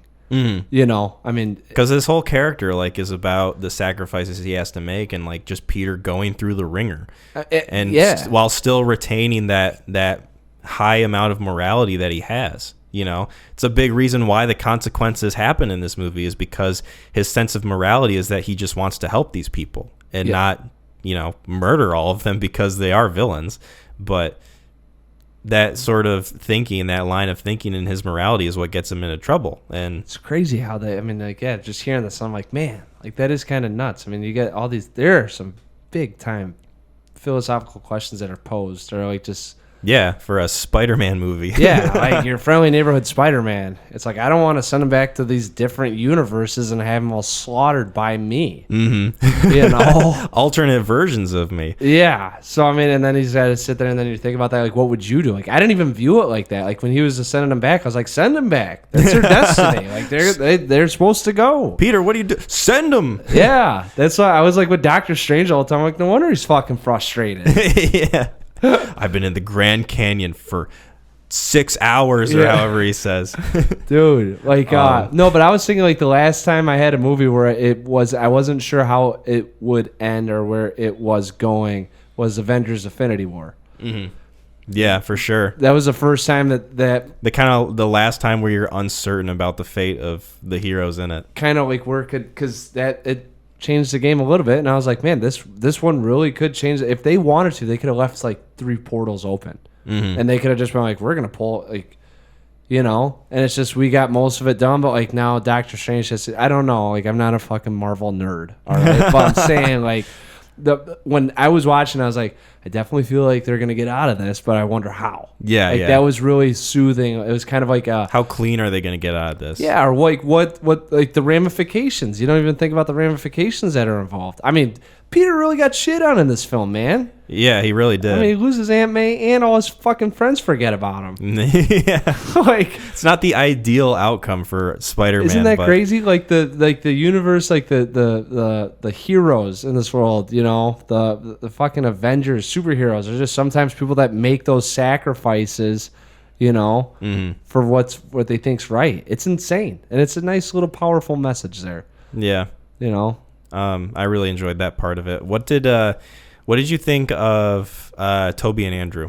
Dude, loved him. Are you kidding me? I was looking at Toby, I was like, God, he looks like he's aged so much. I mean, he's definitely aged, but I mean, it's been like 20 years since the first Spider-Man. It's not like I'm shocked by it, but it's one of those things where like Spider-Man came out and like he was it. He was the it guy. Mm-hmm. There wasn't much. I mean, Batman was cartoony. Superman wasn't really there. Maybe. So I mean, Spider-Man was it, and I was like at that ripe age of like, oh shit, you know, like, dude, here it is, 13 years old, Spider-Man, video games, drawings, like comic books. You've watched it on Cartoon Network. So Toby's my Spider-Man. You know. Yeah. So then you see him on there, and you're like, fuck. Yeah, and the fact that he's older, it just makes you feel older a little bit. Yeah, and you're just kind of like, because you always have like Tobey Maguire in my head as like just 32-year-old, 18-year-old Tobey Maguire. Yeah. You know? And now he's 52-year-old, 36-year-old Tobey Maguire. Yeah. So, I mean, there's a lot going on for me. I thought that Andrew was, like, really good in this movie. Like, Andrew Garfield's Spider-Man. I thought that in a lot of the scenes he was in, he kind of stole the limelight a little bit. And that scene where he saves MJ was, of course, dude, one of the best scenes in the movie. Talk about like. I wish it was longer. I wish that they had like lingered on that moment for just a bit longer, like maybe like 5 more seconds or something, just to like really hit it home, you know, because it's still an effective scene. I thought it was good where it was at, because I think it's like one of those things where in his head, I mean, it's always what he wanted to do, and he was doing the right thing and what he was there to do. I mean, so that's why you do a slow motion effect or whatever, you know, like everyone, like that definitely feels like you're batting someone over the head with it. Yeah. Like when they did it and like he just grabs him, and I think he sets him down, like looks at MJ for a second, right, and kind of sets her down, and then it's off to the races again. Well, he asks her like, "Are you okay?" and she says, "Yeah," and then like she sees that he's like really emotional about what just happened, and then she asks him, "Are you okay?" and then he like kind of looks at her and he's like, "Yeah," and then it cuts to the other action going on. Yeah, I thought it was really I hadn't seen those films, so like Gwen dying in the second Spider-Man, I had no idea. Mm-hmm. I've never seen it, so like I didn't know that she was dead. And then they talk like in the film, he goes, "Gwen, she was my MJ." Well, it's a really good way to kind of wrap up that character from those movies, like because Andrew Garfield only got 2 Spider-Man movies, and people like him as Spider-Man, the character. It's just that the movies he was in weren't good, and so. Yeah, whose fault's that? You know, he like gets drunk and watches that. And so this felt like a really good way to kind of put the final stamp on like his iteration of that Spider-Man, and sort of kind of reassure that character that like, oh, here you can have like this nice wrap up and this sort of sense of closure. And that's like a really good way to offer that to him. And I think that they played it out pretty well in the movie. And then of course, Tobey Maguire's Spider-Man, you know, he gets a few interactions with like Octavius, and he has the stories about like his web shooters and how he's like making it work with MJ. You know, you get like those little like nods to the other like Raimi movies, and I was about to say, I thought just a lot of like nostalgia for him. Exactly, I was just about to say, I think it was like one of the big ones. Like, we're gonna bring him in here. He's just gonna be kind of the lamp in the corner that everyone just marvels at, but it's not really the. You know, like what we want to focus on or see, but it's really nice to have it there because you can see it and just make you smile for a second, and then back to whatever you want to do. Like, actually, I'm not gonna lie, I didn't realize how bad of an actor he was. Like, I was just kind of watching, so I was like, either that or he's typecast and everything. I don't know what he did after Spider-Man and then before this. Like, I know he's got Brothers. And he did Brothers. Like, he was in a movie where he was Bobby Fischer, like the chess champion. Sure. Oh yeah. I forget the title of it, but no, I heard 2019 or 2020. That it came out. No, maybe it was sooner than that. I was gonna say, I think it was like 2008. I heard a review on that film not too long ago. Yeah, like I think it was fresh off of Spider-Man 3. Had to have been, because I don't think his career did anything after 5 years. He was done. Of course, he was in Tropic Thunder for like that movie trailer. Satan's Alley. Satan's Alley. They're holding the anal beads. MTV's Best Kiss Award winner, Tobey Maguire. Oh my God. Tropic Thunder. Let's talk about it next. No, but anyways, I thought Tobey was fantastic, and Garfield was fantastic. I just never seen Garfield in any of the Spider-Man stuff, so like I'm watching him and just singing Under the Silver Lake. Yeah, which was kind of like a weird, you know, sort of. Did you watch that? Under the Silver Lake? Recently? Oh, yeah. I watched that like... Because I remember for 2 or 3 months ago. Because I remember for our 824 list with Gideon, you hadn't seen it yet. So that's why I was talking about it. It was on Showtime or whatever, and I was like, you know, I'm going to pop this on. I enjoyed it. So, you know, something else Gideon can we'll have to come in here and talk about. We'll have to discuss it one day. Maybe a recommendation. But... yeah, no, I really liked their inclusion in this movie. It felt purposeful. That rooftop scene was pretty emotional, and I think like pretty effective for the most part, and like just kind of soaking in the consequences of Aunt May dying and the emotional turmoil that Peter was going through, and the fact that the other Spider-Men were there to give their support and their experiences and kind of help pick them back up. It felt like a really like touching, emotionally gripping scene that you don't get that often in the MCU. I feel like there's only a couple I think that have ever kind of brought me like a little, dusty. Yeah. And that one I really thought that scene encapsulated what it means to be Spider-Man. Mm-hmm. Like this is what we do. We always get back up, and no matter how hard the chips fall, like we're always there to pick them up, and we pick ourselves up, like no matter how much shit we've lost, and we still have to do what's right. So I think a lot of people, after kind of going through a lot of that stuff that they would have gone through, would have given up. Especially being like the friendly neighborhood Spider-Man, like you're fucking local. Yeah. Like so you're stopping crime in a 5-mile radius, and a guy just took out your fucking uncle. Like that's what you're living with. Yeah. Like you're doing nothing for the world almost. You're just doing it for. So, I thought they came in, and when they were talking about that, it was a nice little touch on this is who we are, this is what we go through, and it was like a nice support console. And it's almost like they're all three the same person, I guess, since they are Spider-Man, but not the same person, you know what I'm saying? Like, yeah. I mean, they all got chosen to be where they're at or who they are. Because without them, it's kind of like the responsibility that they were all imposed with. Yeah, because, if they're not all Spider-Man, they're just Peter Parker. They're just another person in the street. So, for them to be Spider-Man, it was kind of, I thought it was really nice. I thought it was really well done. And, it was funny that Ned and MJ couldn't go up there and help them because they couldn't relate. And I thought that was kind of like the first time that I really saw, like, a superhero going like, fuck off. Like it is too much right now. Like I can't deal with this, like you guys don't like, yeah, it's cool that you get to know me, but like I can't deal with it, and then you get those characters that kind of come in, step up and say, hey man, like we've been where you've been. Yeah. Like, almost quite literally. Yeah. I mean, so I thought that was a really effective scene. There are a lot of good, like little scenes. That's what I'm saying. Like, I don't think there's never really a throwaway moment in this thing. There aren't, I don't think, a whole lot of times in this where you're like, didn't need any of that. That's trash. Maybe some of the stuff with Doctor Strange kind of going through when they first get there, or I don't know, maybe at the beginning with kind of coming back with Mysterio. I was watching, I watched this movie with some friends, and my roommate Zach, who's a very smart, very logical dude, knows a lot about science and math.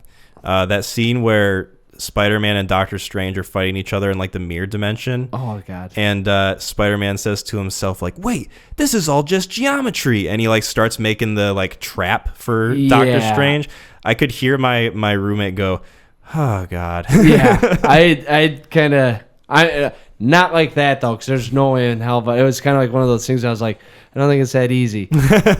Well, and I hate it, but in Avengers Endgame. Mm-hmm. I talked to my friends about it, and obviously we'll probably discuss more of this, but it was one of the funny... Next episode. Yeah, it was weird. It's kind of building on to, like, in movies, what they do. Tony Stark pulls up to Captain America, and he says something like, you defected the Eiger sanction and the properties of the Prim's Law, or whatever. And just everyone, like, nods their head. And like every time because I've always, it's not dogging it, but I was like, I wonder how much of that's true, because he says it so confidently, right? And like, what do they? None of it is.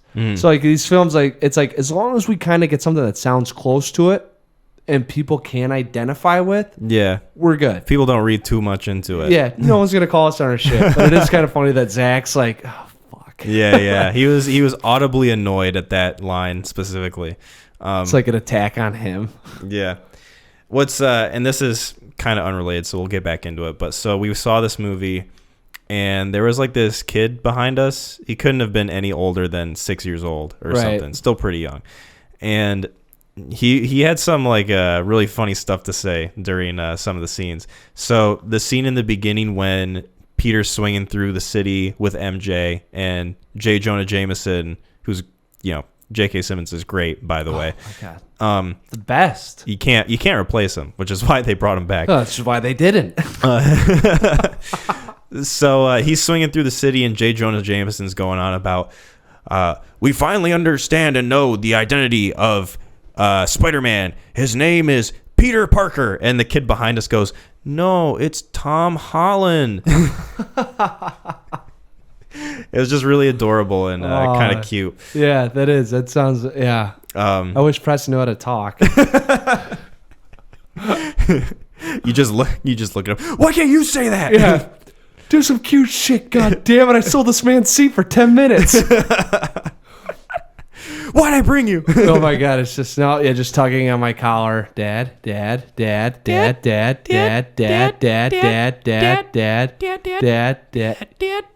P, what's up? I want to go. I gotta pee. No, it was like, I think towards the end, he was losing his interest. So, I mean, it's like everything's going on. And like, I just hear like feel the jerk. And I'm like, yeah, what's up, bud? This is when I'm waking up. He's like, when's it over? Like, there's like 6 villains up there, 3 Spider-Mans fighting. We're almost down to the Willem Dafoe part, and I just hear play like with Legos. Yeah, I'm ready to go. And I'm just you said we get pizza afterwards. Oh my God, yeah. No, I did. I bribed him in there. I got a bunch of not a bunch of candy, but I got the right amount. Oh yeah. Definitely not to poison him. So I guess we can kind of wrap up this movie. But so overall, I think this is one of the better MCU movies that I've seen. I think really enjoyable. Like I said, it's fan servicey, but it's purposeful fan service, for the most part. Obviously, the Lizard and Sandman are kind of just background villains, so they don't really have too much of a personality or interest going on. Yeah. And some of the like editing stuff was a little weird, but it was kind of always that way for the Home trilogy. I thought that the directing in this movie was significantly improved from the previous 2. Like, some of the shots are just more interesting looking, and there's a lot more going on in terms of just dialogue scenes. Yeah. Instead of like the over the shoulder, like back and forth kind of thing that was in the last 2. So overall, if I had to rate it, I'd probably give it a 9 out of 10. Same boat. Nice. Same boat. Same Z's. Yeah, I was about to say, I don't think it would be. We'll get into the ranking next week. So okay. Fuck off if you guys want to know. Tune into next week. Fuck off if you want to know. Yeah, tune into next week, motherfuckers. Yeah, Ep 12. When we come at you, you'll get the full deets. That's right. Episode 12. Kyle, is what we like to call a teaser. Yep. Sheesh. Shucks. Yeah. Oh my God, I can't wait to get some of these expressions and just plant them in here. Some of these they're not idioms, are they? Is it? Kind of. It's not like, is it? Yeah. Expressions. Yeah, expressions, I guess. Vernacular. Yeah. Zoomer vernacular. Nomenclature. Yeah, we'll get a Neon Cruise soundboard going one of these days. Oh my God, that'd be fucking. Yeah, we're just a standard radio show with a bunch of weird ass sound effects. Oh, like oh, and then we get like the yeah. So all right. So yeah, man, that was. Speaking of annoying ass noises and just wanting to kill yourself, The Matrix Resurrections. Whoa! Bingo! Oh my God. So yeah. Describe this movie to me. Summarize it. Oh my God! If I had to, you get an alien and you're just like, here you go, you're gonna watch. Yeah, you feed an AI all the Matrix movies, and then you ask it to recite it back to you. So the Matrix Resurrections, Wachowski sisters film, or just Lana? Just Lana. Just Lana. Lily Wachowski had nothing to do with it. So I'm kind of curious as to now. Wait, did both of them get sex changed or just Lana? Both of them are trans women. Okay. Yep. So, and I'm wondering if maybe they got the wrong Wachowski to direct this. So it surfaces up to 50 years after The Matrix happened.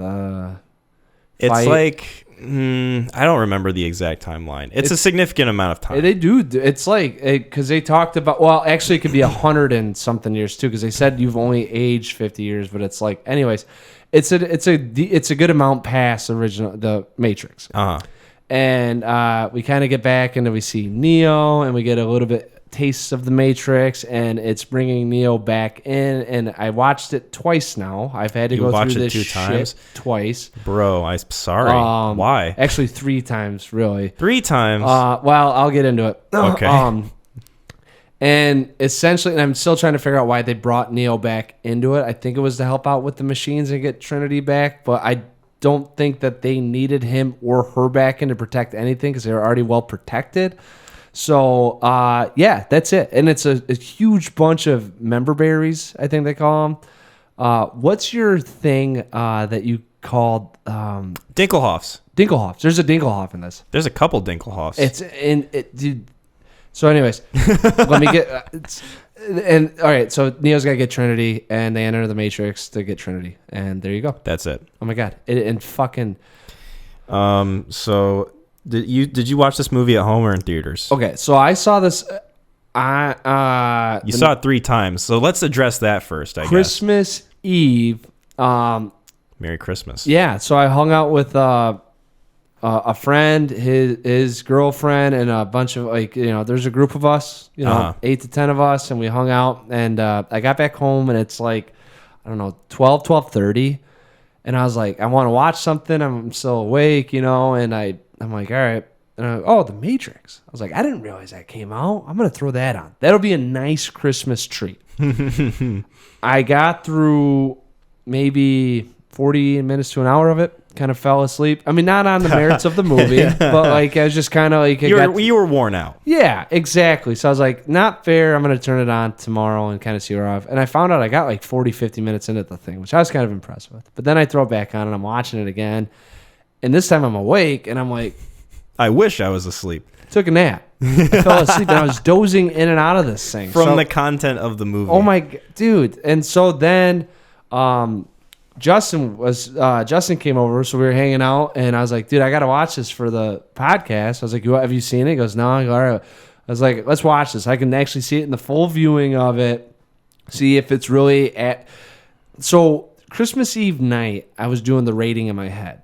Like I kind of, as soon as it popped on, I got it. I'm going to put this at a 6.5 and drop it down. Or up, or depending on how good it is, right? Yeah. I ended at a 6.1 in my head. IMDb. That was my guess on what it would be on IMDb. Okay. I looked it up, 5.9. Nice. So I was like, God, and I thought I was kind of being bad to it. If you were on Price is Right, you still would have been over, but you would have been so close that the audience would have gone like, oh. Yeah, I was like, it is so mediocre and anyways, right? I don't want to. Did you see it in theaters or at home? I saw it in theaters. You went? Second movie I saw by myself in theaters. I've got a bad track record of that, by the way, because the other one was Eternals, and I gotta watch that too. Fuck. So I saw this and I sat through it, and I didn't really check my phone as much as I did Eternals. I will say that as far as a production goes, I would say Eternals is probably the better movie. As far as entertainment, I think I liked Matrix a little bit more, and that's not saying a whole lot because I still thought that this movie was a drag, but I didn't think it was as much of a drag as Eternals. There are points where it goes fast and then it slows down. The pacing is just all over the place. Oh my god, the whole fucking movie is. What do you mean, dude? All right, so my it's thoughts, indicative of the rest of the movie. Real quick, I watched this, and my thoughts on this are Lana Wachowski fucking hates whatever production company this is for bringing Warner it back. Brothers? Warner. They name drop Warner Brothers in the movie. Yeah. They say there's a line in the movie specifically that says Warner Brothers is making us do a sequel to The Matrix. Thank you. And I think that she just said, if I have to make this piece of shit, here, I'm going to give you a giant piece of shit. Well, I guess so. The way it was in the behind the scenes for this movie was, I guess Lana, both their parents died. Wachowskis? Yeah, their parents died, I think, pretty much around the same time. I think they had cancer or something. And so that was a huge impact on their life and their mental health and stuff. So the Wachowskis, they expressed no interest in making the sequels to The Matrix after Revolutions, I think, right? Is what it's called, Revolutions. The third one. Yeah, the third one. Yeah. So they had no interest in making those, and then their parents died, and so Lana was really affected by it, obviously. So then she said that she wanted to bring those characters back because it was the closest that she could get to bringing Neo her parents back. Yeah, it was a familiarization of these people that she knew, because obviously like she created them. Right. And so essentially it was like the closest thing she could get to like bringing her parents back. I guess that's why it's called the Matrix Resurrections. Oh, okay. So like a little behind the scenes there of like why they kind of did it, and also the fact too that Warner Brothers was pressing them to make more Matrix movies because obviously they were. Oh, it's a huge sell. They were huge sellers. Right. They were big financial successes despite the critical performances of the last two movies. So there was kind of like a mixed bag of reasons why this movie got made. A lot of it had to do with like personal reasons, but then also the fact that Warner Brothers as a studio was like, hey, if you want to make more Matrix stuff, we won't say no. And so, I don't know, just kind of different factors going on. That's what it felt like. It felt like awful. This movie felt bad. And it was bad. So, okay, the biggest problem I have with this movie is that tonally, it feels nothing like the other films. Because say what you will about the sequels to the original Matrix, right? 2 and 3. They still... At least they feel visually and stylistically cohesive to the first one. And they keep up the same theme. Yeah. Like it's the same storyline, the same thread, going back and forth between like that original Matrix and Zion, or like the human world with the machines or whatever. Like even those two, like I felt like they made the Matrix, and then Warner was like, "You guys got to crank out, some more of these things." Like maybe they did have it in their plans to make 3 of them, and that's how storyboarding they did it. But I was even thinking about that. I was like, why the fuck do they introduce Zion? Like, why is this, Right, in which Zion in itself is kind of lame in comparison to the world of the Matrix that they've built in the other movies. Yeah. And so with this movie, it's just even more set apart because, like, the Matrix itself doesn't even feel like the original Matrix. It just feels like some generic world that they're in where, like, everything just looks normal and boring and bland, and there's no, like, style there that connects it to the other movies. And I don't know what the decision behind that was. I don't know if they just, like, we're doing this new thing, so we're going to make it this new thing. And it just doesn't come across well at all. No, it doesn't do anything. It looks like just this standard action movie that you would see come out. Not even that good of an action movie. And okay, that's the second part that I wanted to get into was the action itself, because that scene specifically when Neo and like the crew, like they go back into the Matrix after they like pull him out. Yeah, they go back into it, and then they're confronted by Agent Smith, who's like an even lamer version of Agent Smith than he is in like the other movies, because he's not Hugo Weaving, he's like somebody else.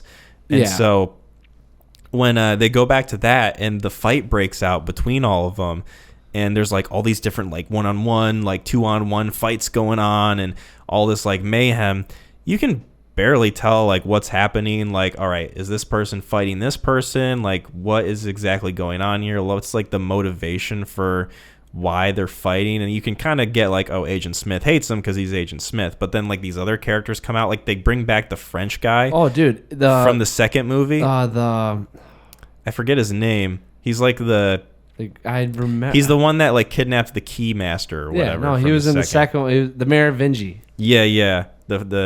I thought they called him like the Frenchie or something. They could have. I just remember him as like the Merovingi, or it was like the Merovingi or something like that, and then they had the Keymaster, and the second one was everyone with an article in front of their name, like their role in the Matrix. Yeah. So like what they do to preserve it in the second one, like I thought, and I don't. Yeah. Well, and it's like they bring him back, and he's like in that action scene, but he doesn't do anything. He's just there shouting at him. His purpose was like to sit there and talk about. Okay. Maybe you remember a little more than me. No, the reason I had such a hard time. I didn't like this. I kind of liked it, and I didn't. I'll say that much, because I think a lot of the times felt like Lana just was holding up her middle finger to the production company, to Warner, because that scene alone, they're fighting.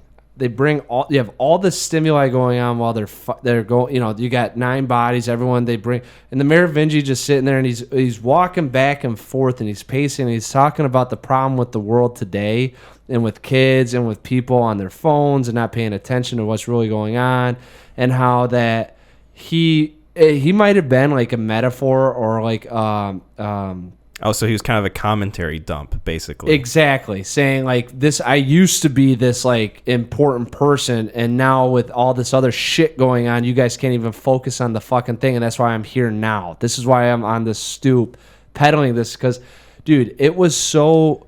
That's what I'm telling you. I couldn't...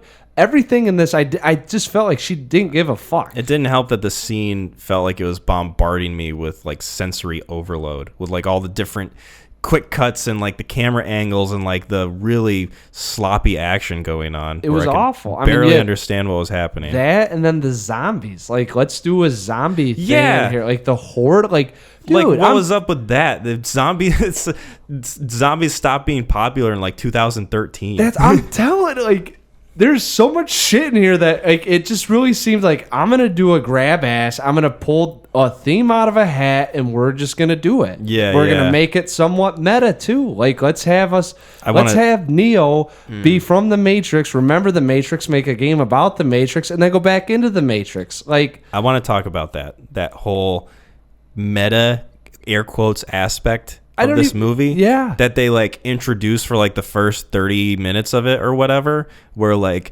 Neo's making these games that are called the Matrix, so when he's talking about the Matrix to people, it's like a reference to the movies in the real world, and they're like, oh, the first Matrix was a hit, the sequel's not so much, or like whatever they say. They're doing the group think. The marketing. What's Matrix all about? Bullet time, slow motion, which, by the way, those two things in this movie they couldn't even get right in the action scenes that come later. Why do you think? Do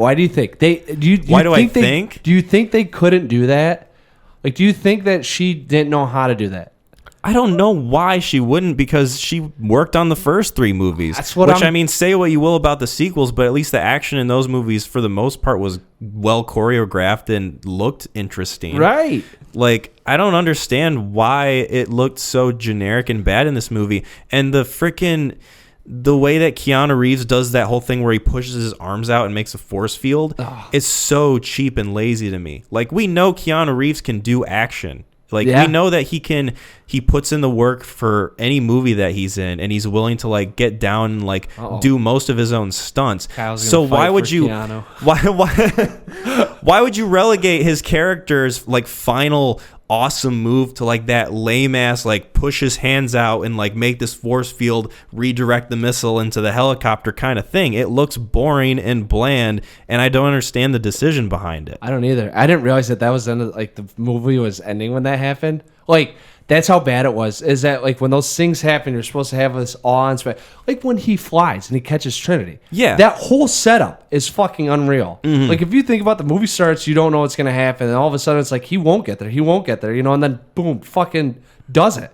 It's like, holy shit! Like, even as bad as that is, there are moments in those films where you're like, man, like, oh, that's awesome. Well, and that's the thing too with like the sequels to the original.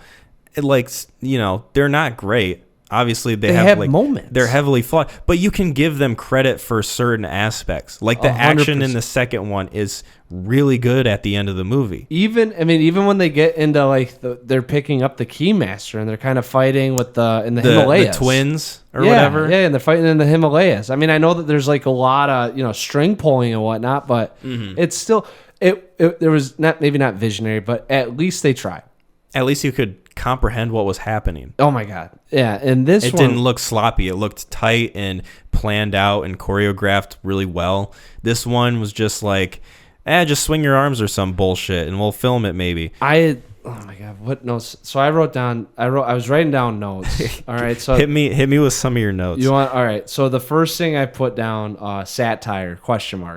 Like, I kind of felt like this was Lana just going like, all right, so I did these 3. I don't want to make this one. They're making me make it. Like, maybe she did want to do the thing with Neo and Trinity. Like, I don't know, but it really, that's why I put satires. Like, I think she's kind of poking fun at what she had done previously, or they had done previously. You know, it's like, let's take everything that was good, that really defied, like, what we were, because this movie almost was like a Matrix. Like, they made it as in it was the Matrix, not like outside of it where Neo was going, but that like we were in it, you know, and that it was kind of like, let's just pull everything that would have happened in the Matrix that people want, and we'll just thrust it in here. So that's why I couldn't tell like if there's satire behind it or if it was planned out, because it's almost like ingenious if you live in that realm of it, you know, where you're like, oh shit, like what if this was designed to make me feel like all this like, sheesh, you know, like what tech boards, you know, like all the advertising conditioning stimuli that go on in the world, and like that's what we're supposed to feel, and it's not necessarily getting Neo out, but us being in it, because that's what it fucking felt like.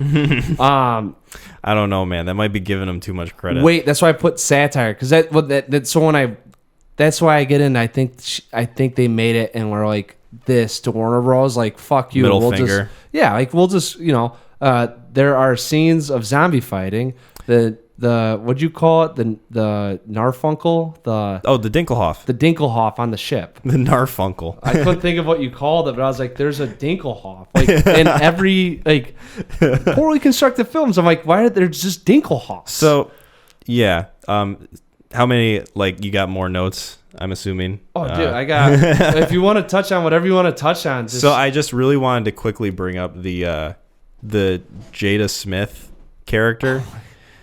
She was, like, so bad that it was kind of really funny. Oh. Like, so they bring Niobe back from the second and third movies. She, in the original trilogy, was, like, Lawrence Fishburne's love interest, kind of like Morpheus's love interest. They had a back and forth, and she was really like the person that you kind of had the most connection with in like the Zion world, I guess. Yeah.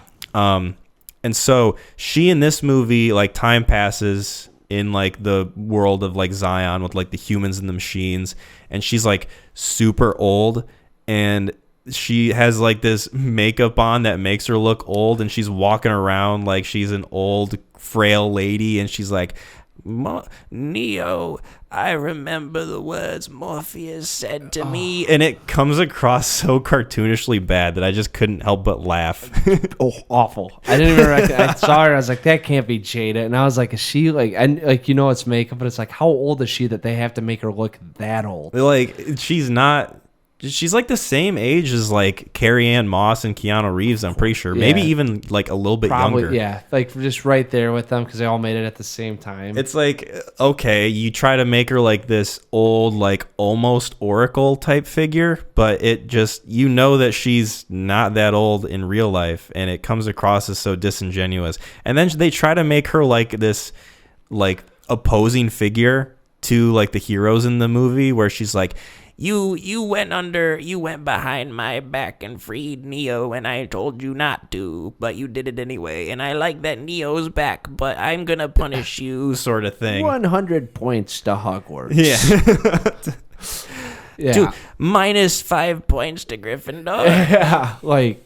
Yeah, she's freaking Dumbledore. Well, it was just like one of those things where like, oh my God. You escaped. She was like, "What do you? They escaped. You freed them.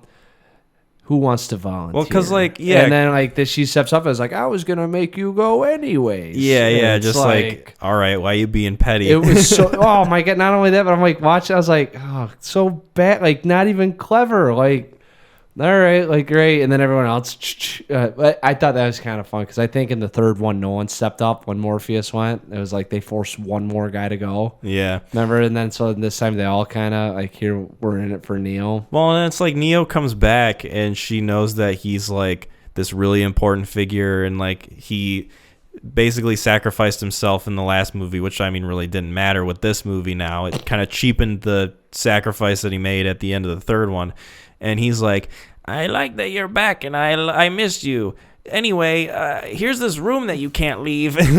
She puts him on this room with a balcony, and then the people are like fly up to him, and they're like, "Hey, we're gonna get you out of here anyway." I'm telling you, lazy. It wasn't even like clever. Like none of the shit. Like it's like, and then what? Morpheus just shows up after they introduce. Like, oh, the beads can pop in here. Like, why did they replace Morpheus's actor? Why did they replace Lawrence Fishburne?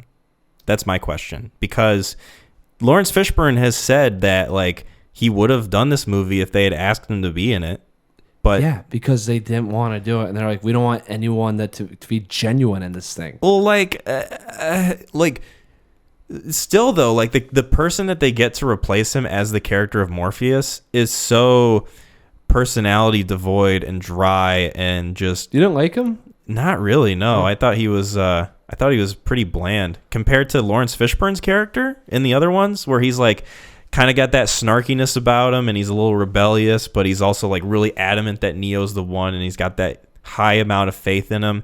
That's just totally absent from this other character, and they like make him these like nano machines because he's not really a person in the real world. He's like an AI basically, yeah, that's why. I mean, I like the guy. I thought he was. I mean, like I liked it. I thought he was personable. I don't know, but I wasn't expecting him to be like Morpheus. So yeah, I don't know. I didn't really like him. I mean, much. you don't have. That's what I'm saying. It's agree to disagree. I didn't. Film I didn't really care about. I mean, it was like the one thing that I was like the one shining light. Well, not even then. I was just like, man, that guy kind of made it fun. Like when he throws on a suit and they meet up in the bathroom. If time to fly. Yeah, that's actually my favorite thing. Though that happens with him. He's like handing him drugs. Maybe upon a rewatch that I'll never do. No, you don't have to. It's not. And listen, I'm only saying that because it's like it was the opposite of Morpheus in the first ones. And I was like, I guess I like that aspect of that perspective on it, But okay, but it's no one's getting credit here. This is not fucking like something. Yeah. So basically, this movie, I give it credit only. Like mostly for the fact that like I like Keanu Reeves as an actor. Like just I love him. I love the guy. He's my favorite. And it's not been a secret here on the Neon Crew podcast. It's something that is very well known amongst the community. That I am a big Keanu Reeves fan. And so just him being in the movie, I'm like, at least I like him as a person. So I can, he might not be the best actor in the world, but him as like a human being, I can get some entertainment out of and just enjoy watching on the screen, Yeah. And I didn't think Carrie Ann Moss was like bad at all. If anything, like they just kind of like it felt like her character was just shoehorned in, but I think she did what she could with like the material and like the stuff that they gave her. And also, I didn't know if you noticed this, but her husband in the movie, like in the Matrix, the guy with the gray hair, that is Chad Stahelski. He directed all 3 John Wick movies, and he was really? Yeah, he was Keanu Reeves' stuntman on the original Matrix. Oh, that's cool. Yeah, so that was kind of like a neat little cameo that I saw. I think I read that Keanu said he wasn't gonna do the film unless that guy could get in it. Maybe. They have a good friendship, which is why the John Wick movies have kept going, and why they're. Sure, he's like, yeah, anything you want, my man. Why they're passionate about it. They kind of waited for the right script to come along as an excuse to work together for when the first John Wick movie got made. Excuse me. But anyway, just a neat little Easter egg that I saw that I was like, hey, it's the John Wick director guy.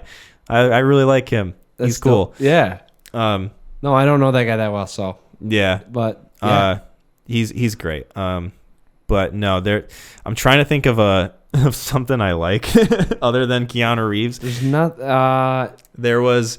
I thought the scene where the bodies are falling out of the buildings were kind of funny. I suspected as much. I was literally watching that. I was like, Kyle's gonna get some enjoyment out of this.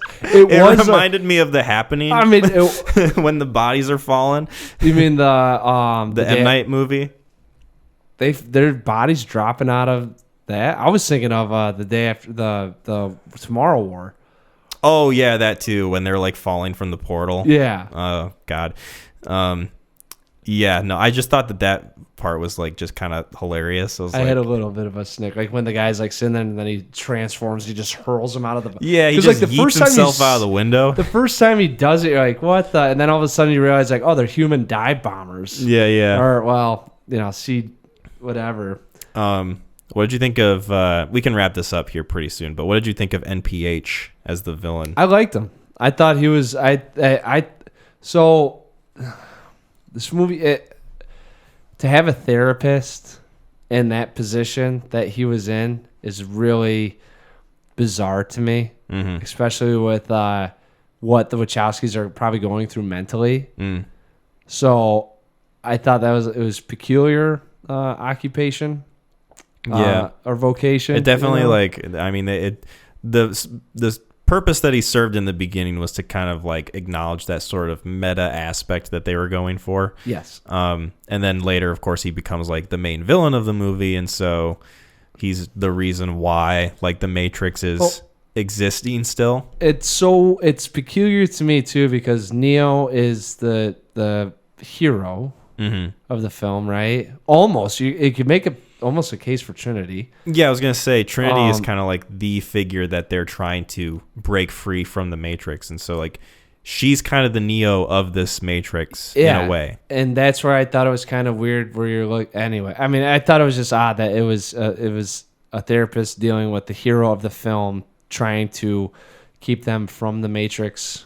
Getting back into out of the Matrix. Yeah, keeping them from like figuring it out, I guess. Felt like it was personal. I think I kind of saw it coming with the way that like his blue framed glasses and like how everything in his office was like tinted blue and how he had to keep taking like these blue pills, It was just kind of like I kind of saw it coming that he was going to be like a opposing force to Keanu Reeves. Yeah. Eventually, I just didn't know in what capacity.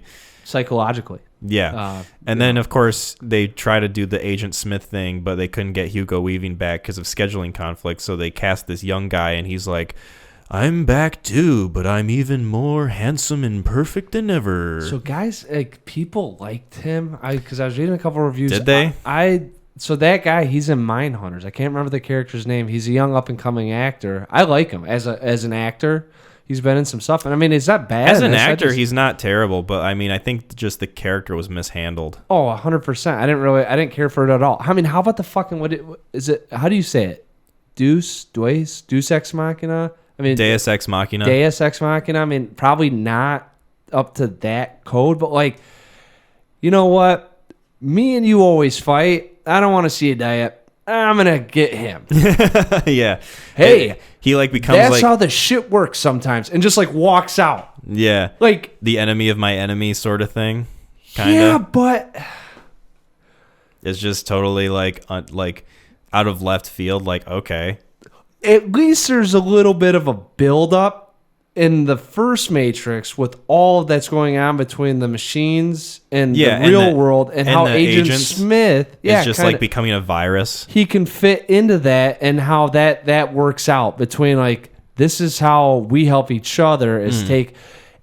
I didn't get that sense at all in this. And then he just pops up, helps out, and it's like, fuck you, we'll fight again. And like leaves. And it's like not even like shake of like we're friends, or like, hey man, like it just kind of felt like they shoehorned it in because they wanted to get the character of Agent Smith back, even though they couldn't get the actor back. Yeah. So the whole fucking like even his line was just like it felt like a checkbox of things that they wanted to do. It's like, okay, we got to get Morpheus, we got to get Agent Smith, we got to get the French guy from the second one for some reason, for some bizarre, so he can do a commentary on society. Like it felt like it was just like a lot of like I don't know, my closing thoughts are, it felt like it was just like a lot of social commentary that just went nowhere. Well, crippled with some of the things that Lana was probably like I'm guessing when she made the first Matrix, or they did, there was a lot going on in their brain about how they felt about the world and what was acting on them, and which is why you have so much, stimuli and conditioning that they talk about in the first Matrix, right? Yeah, absolutely. Right? So in this one, there's no passion behind it. So like everything that they did, it was just kind of a money grab. So you have all these like if there was, it doesn't come across. Yeah, agreed. Because I don't want to take that away. I mean, it could have been where you say, I mean, because of her parents, maybe that's where she was ultimately trying to get to about how none of this, or like I said, she might have put us into the Matrix, and that was it. You know, optimistically, that is a good way of looking at it. I'm not that optimistic of a person as far as this movie goes, unfortunately. Yeah. You, the listeners, tell us. You tell us if you felt like if there were a Matrix out there, if you felt like you were fucking in it and were looking for that phone. Did you feel like Chad Stahelski? Were you getting cucked by Keanu Reeves? Let us know in the comments. So, anyway, do you like Neil Patrick Harris? Did you dug him, or are you just another character that you're like, Feh? I'm not annoyed by him as an actor, and I thought his character was fine. Yeah. I guess it was just kind of one of those things where like, really, NPH is the villain? I don't know. It just kind of feels weird for the sake of being weird. It's like we're just gonna make the therapist the villain. This is before it was the capitalism that was taking us down. Now it's the people that are trying to help us take us down. Yeah. It was, I don't know. He played a good, I guess, therapist. As far as a main villain goes, I'm not sure. Yeah, no, I mean, compared to therapist, I thought he fit right in. Yeah. Yeah, the world of clinical psychology. So if this were on is it a parabola or it's parabola? I'm going to call it a parabola. A pair of bolas. A pair of Ebola. A pair of Ebola. If there was a pair of Ebola, it would be like a -4, I think. I think there's... Interesting. It just falls shy of fun and entertaining, and it's just bad. Yeah, I agree. Like, that's where it's at. Like, it's just... It's on the cusp, but they just do too much shit to make it not enjoyable, and it's just not well made. And there's just way too much going on. That's my take on it. Okay. As far as my rating goes, I give it a 4 out of 10. Yeah. That's feels appropriate. Yeah. I was thinking about bumping it down to a 3, but this movie I can stand more than something like The Tomorrow War or Red Notice, for example. Well, granted, yeah, it made me think. I'll say that much. It made me think. This movie, if you think about it, though, it really makes you think, though. So yeah, that's it for the Matrix Resurrections, I guess. You want to move on to our question that we posed for the audience? Yes. So you want to take it away? No, I'll let you. I was just gonna say. No, I was gonna say.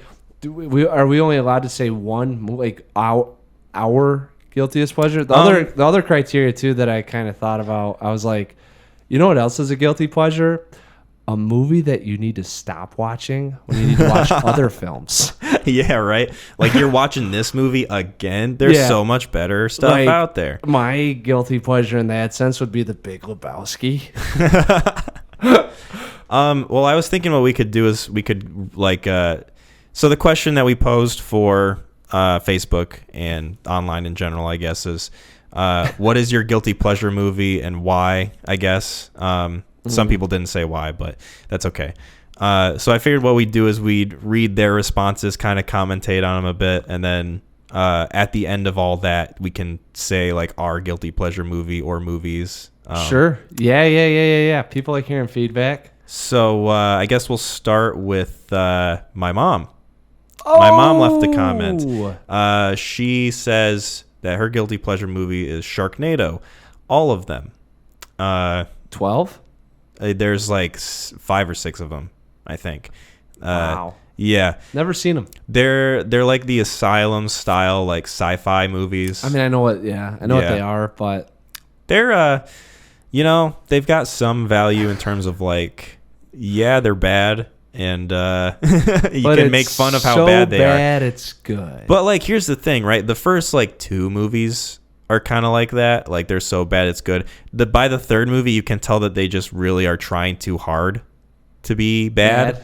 Yeah, like we weren't being schlocky because we were giving an honest effort. Like it's just schlocky because we're trying to make it schlocky. Yeah, I think that that's bad schlocky. Well, like Sharknado, they realized that people were ironically enjoying the first movie, so they were like, we can make so much money if we just pump out more, and we like pretend to be like that. But by a certain point, you can kind of tell like what they're going for, and it becomes a little transparent. Oh my god, reminds me of when in Blue Mountain State when the house mascot becomes a mascot, but he gets like a penis thing put on his mascot, and like chicks want to bang him, right? But by like the end of the episode, he's just turned into this whore. Like he's got an eye hanging out. This is an interesting show. Like, Blue Mountain State. Oh yeah, it's it's not that great. It's about a football team, but anyways, and it's just really, but it's funny because they're fucking meatheads.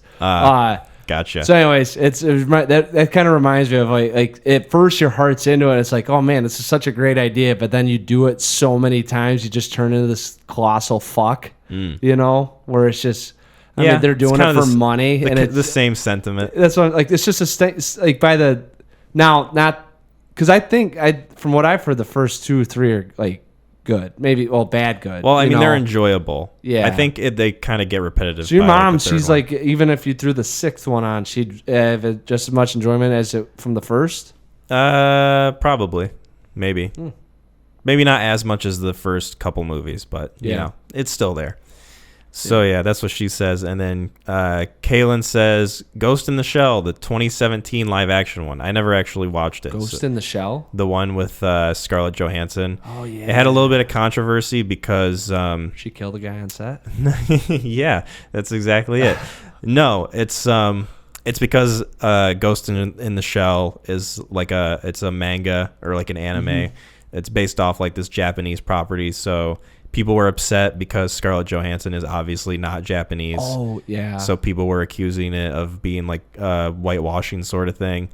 Regardless of like whatever you feel about that. Who would you have put in that role? Who would I have put?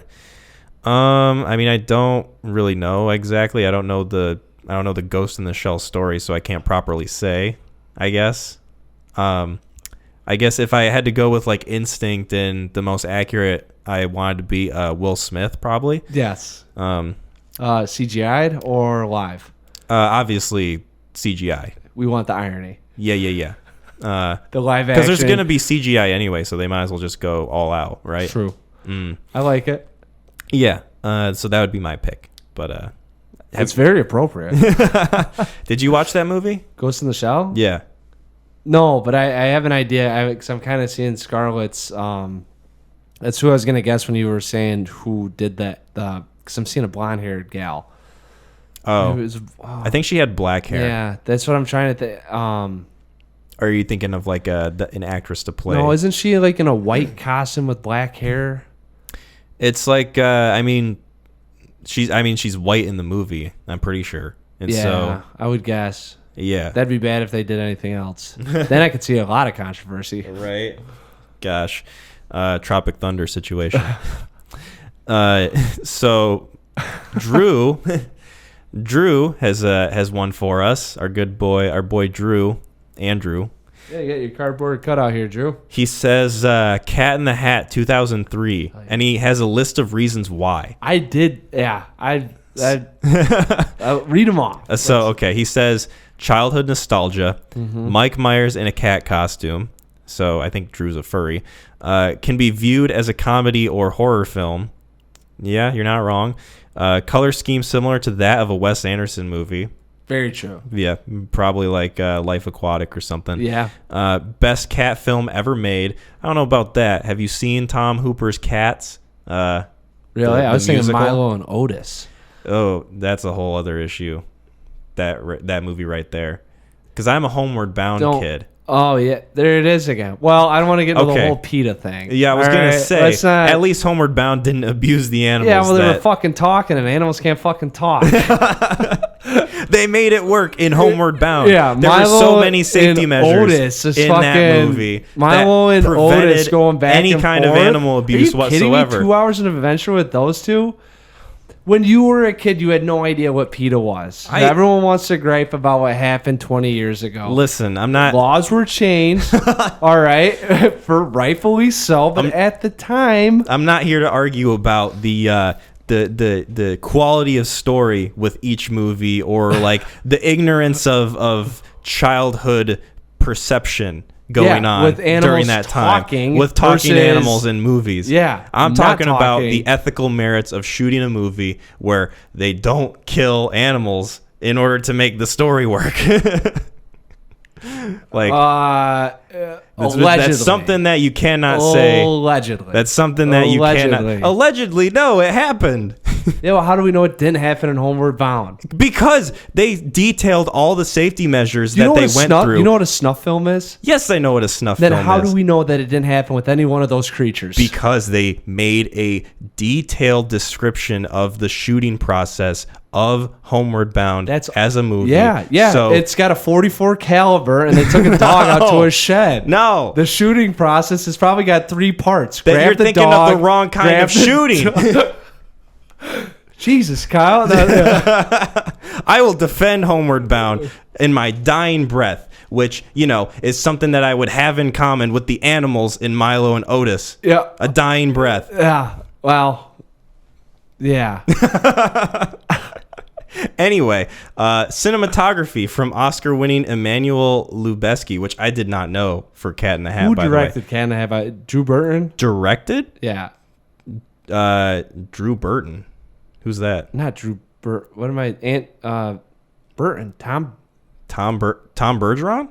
What? Tim Burton? Tim Burton. Jesus Christ. Who's that now? What were we talking about? Cat in the Hat. Fucking research. Are you kidding? How about research me how to get a new brain? The guy's name is Bo Welch. I've never heard of this man before. Does he spell it B-O-B? And the B silent? It's B-O. So it's Robert W. Bo Welch III. And his filmography. So he did The Color Purple from 1985. Oh, okay. He did Edward Scissorhands, I guess. Really? I thought that was Tim Burton too. I guess. Oh no, that was Tim Burton. What the hell was? What was he on?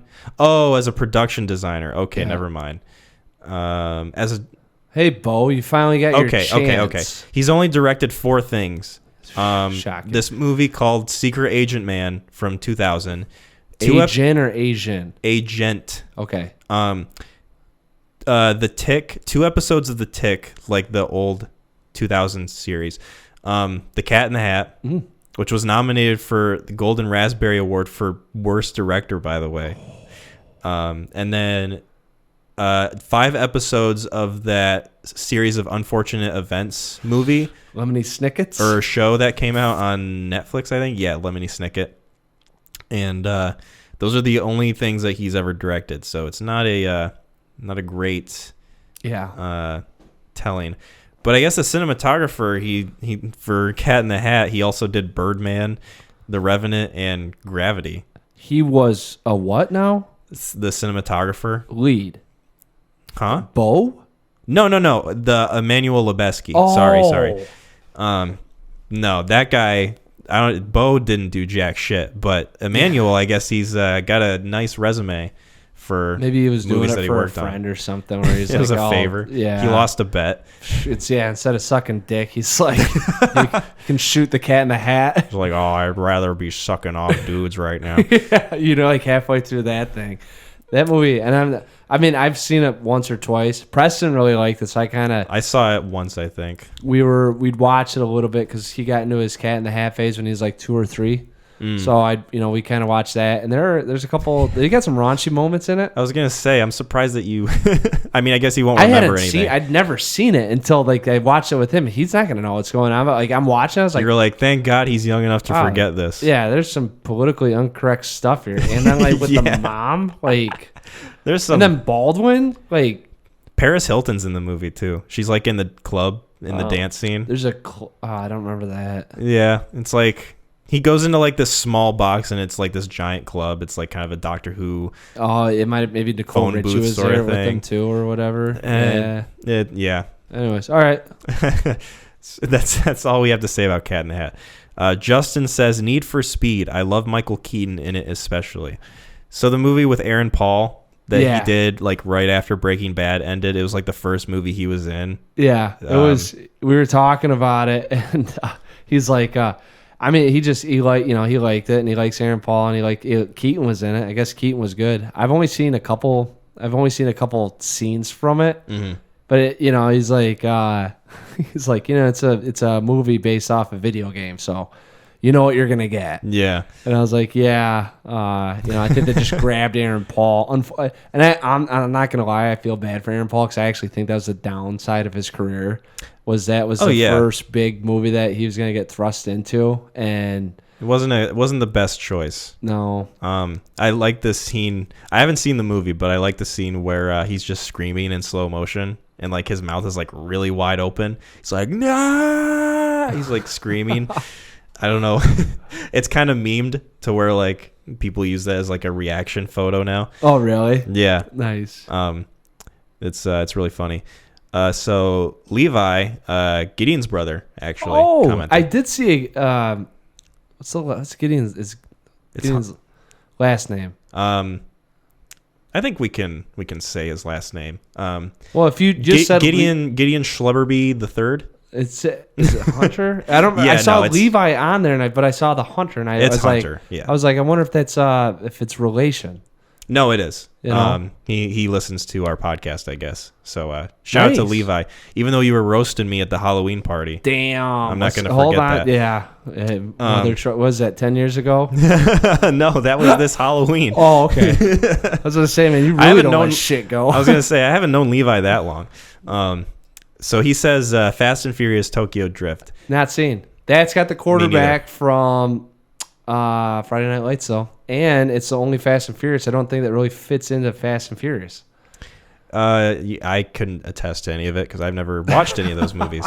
So, but I mean, with the general style of those films and the way that they have progressed in the cinematic timeline, it makes sense why you would say that, I guess. So, from my understanding. Well, I mean, so Fast and Furious came out 1 and 2, right? And it's all about street racing, pink slips, hot kind of like an undercover cop sort of story. Yeah, but more so on the cars and just speed racing. Yeah. I don't think anyone like he could have been anything. He could have been a fucking accountant. Where are those income taxes at? Right. But no. So Tokyo Drift came out. And then the big thing was on like you take cars around corners and you hit the brakes and you skid, and that was like the drift. Yeah, like, and I don't know if that created the video games or video games preceded that because there was like drifting, and then all of a sudden Tokyo Drift came out, and they literally, I'm pretty sure, just made that one like all speed racing around corners and fucking like they're like really gonna get this with the cool lights and so. But I've never seen it. And I'm not a big Fast and Furious guy, though. I think I've only seen 1 and 2. Gotcha. I haven't seen any of them, so you've seen more than me. Not to brag. Humble brag. Humble brag. Brandon says Mortal Kombat Annihilation. I have not seen that. It's the second one. Haven't seen that either. It's this. Oh, it's one of the older ones? Yeah. I'm pretty sure it goes. Oh, so you have Mortal Kombat, and then Annihilation came after that, and I feel like it went straight to VHS. I remember people saying that one was particularly bad, and I think I might have watched a couple like internet reviews of that movie just for fun. And yeah, it definitely seems like one of those movies that you can get some cheesy, almost like so bad it's good enjoyment out of. I mean, it's depending on the time you're at. I was about to say like Ace Ventura: Pet Detective When Nature Calls. I saw that before Ace Ventura. I almost like that one more than Ace Ventura. I mean, and just because, and I don't think it's not better than Ace Ventura. Well, I mean, I can make an argument. There's a debate to be had. Yeah, but I mean, I could see where Brandon would be like, he might have saw that before he saw Mortal Kombat. I've never seen it, so the movies that I haven't seen, I don't. Yeah, there's no dog in the fight. That's what I'm saying. I've heard that's why they're a guilty pleasure because everyone else has a bad perception around them. Yeah, right. And you enjoy. Or what was your 2 points on guilt? It was movies that are known to be bad, but that you enjoy. There's another. I said that could be a movie you're ashamed of enjoying, or a movie you know is bad but still love. I mean, basically the same thing, kind of just phrased differently. Okay. But yeah. So my friend Chris says Scary Movie 3. Oh, that's a good one. Yeah. Scary Movie 3 is fucking fantastic. Fuck. What? You don't like scary? Okay, story time, right?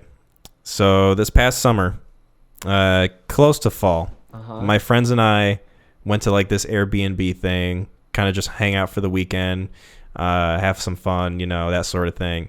And there was a TV, and they were able to cast to it, and they were able to like look up stuff online to like watch movies, and they were like referencing Scary Movie 3, and I'd never seen it before.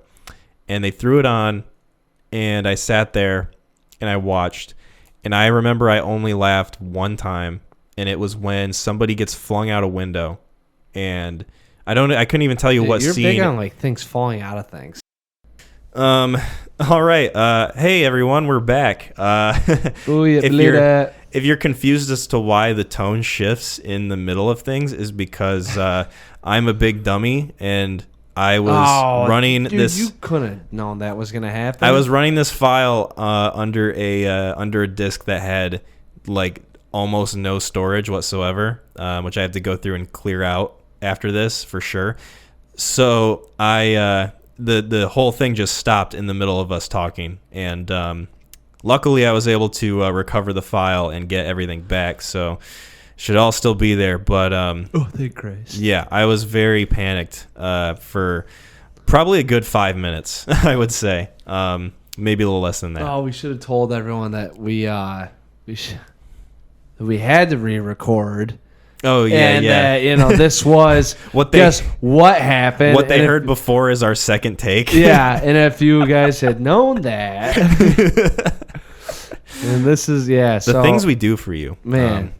So yeah, we were. I love you. I was telling my story about watching Scary Movie 3. Yes. So I sat through the whole thing. Laughed once. It was someone falling out of something, and laughed once. Some guy getting chucked out a window. Yep. Bursting through the glass. Wilhelm scream. I don't know if that was in there, but this movie was essentially not enjoyable for me at all. Yeah. I did not like it. It's crazy. It was. Yeah, I know, right? Well, how old were you when you saw this? I saw it for the first time this past summer. Yeah. Yeah. I mean, I think some of the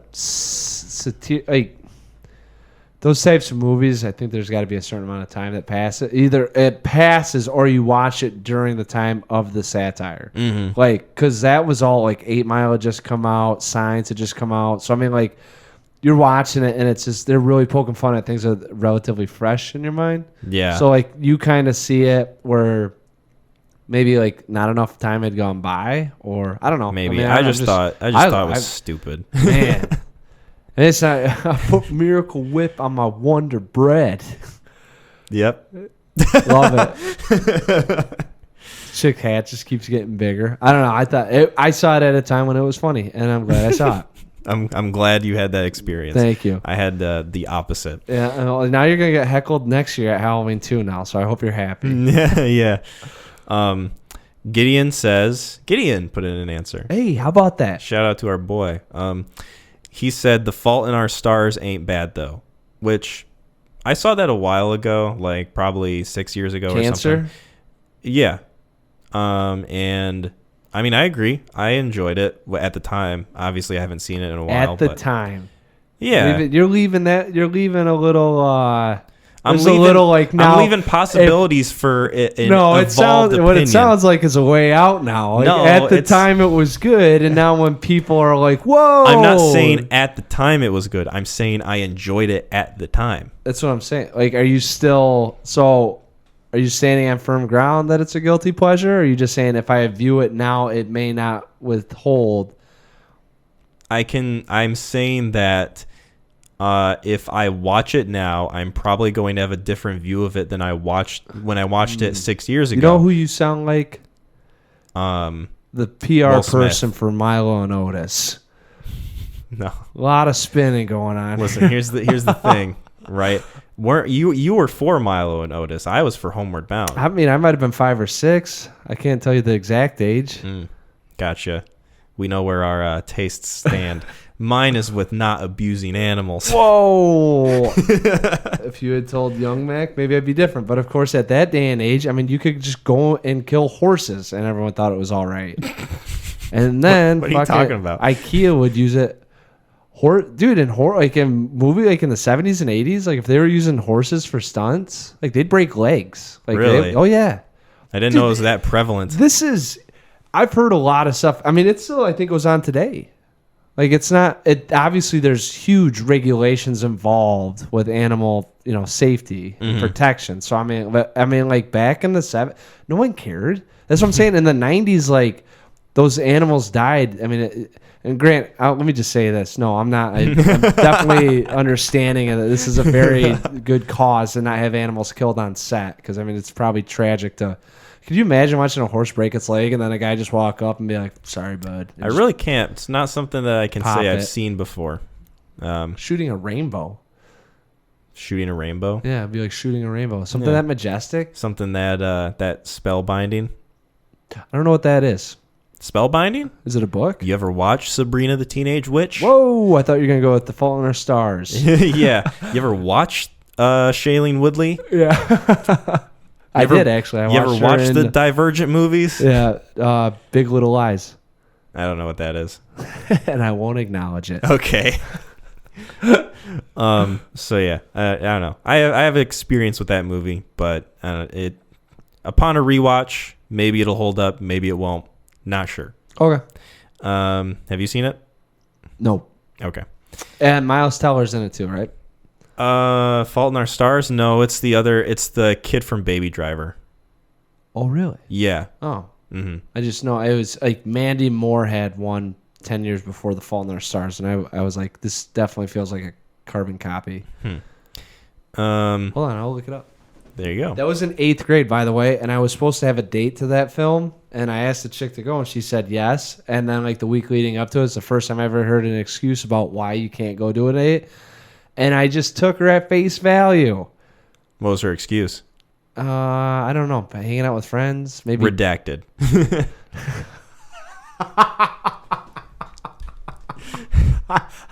Oh, man. I was very upset, though. I actually worked up the courage, and she said yes, and then she took it all back. I'm sorry. Hold on, let me go. Pouring with sympathy. I feel so bad. All right, you go on to the next one. All right. I'm going to look up this Mandy Moore one, and then if we could have Gideon watch this one, too. And then we'll do I want to see. I want to know. In the future. All right, Lauren. It's a walk to remember. Oh, can you show me like a poster? I know I've heard the title, but I can't recognize any of the. Shane West, dude, the man. Sounds like a cowboy name.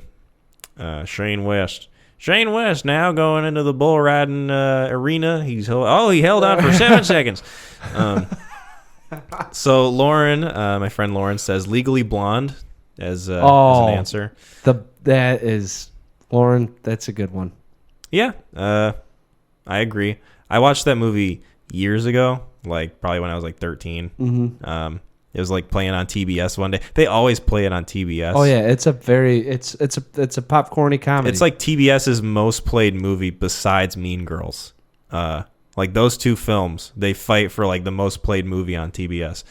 I got a couple more, but I have to go to my profile to find them. Oh, nice. Because they like answered on when I shared the post. Yeah, I wish I would have did that. I reshared it, so I'm taking credit for, I think, your mom's posts and perhaps... This one's like the most interesting one to me. Because there's some answers that I'm like, what? Like my cousin Savannah says, as far as shows go, I would say The Office and Trailer Park Boys, which... Guilty pleasures? The Office isn't really a guilty pleasure. It's kind of it's one of the most. Is it the British one? No, I doubt it. Like The Office is one of the most acclaimed TV shows, sitcoms ever. Like people reference it all the time. It's like so universally loved. Yeah. Like that's an interesting decision. Does that mean you're ashamed of enjoying The Office? I guess. No. This might fall under what I had talked about earlier. What's that? When you should be watching something else and put on that show. Like I should be watching Dexter. Right. And then you watch 30 minutes, you're like, you know what's actually that reminds me of, and then you put on The Office. And now you're watching The Office. And you're like, I need to stop watching the fucking Office. But you're already 4 episodes in, and now it's the point Kevin's going to drop the chili. Yeah. And then you know the next. So you're just like, well, it's background fodder now anyways. Trailer Park Boys I can kind of see being like a guilty pleasure, I guess.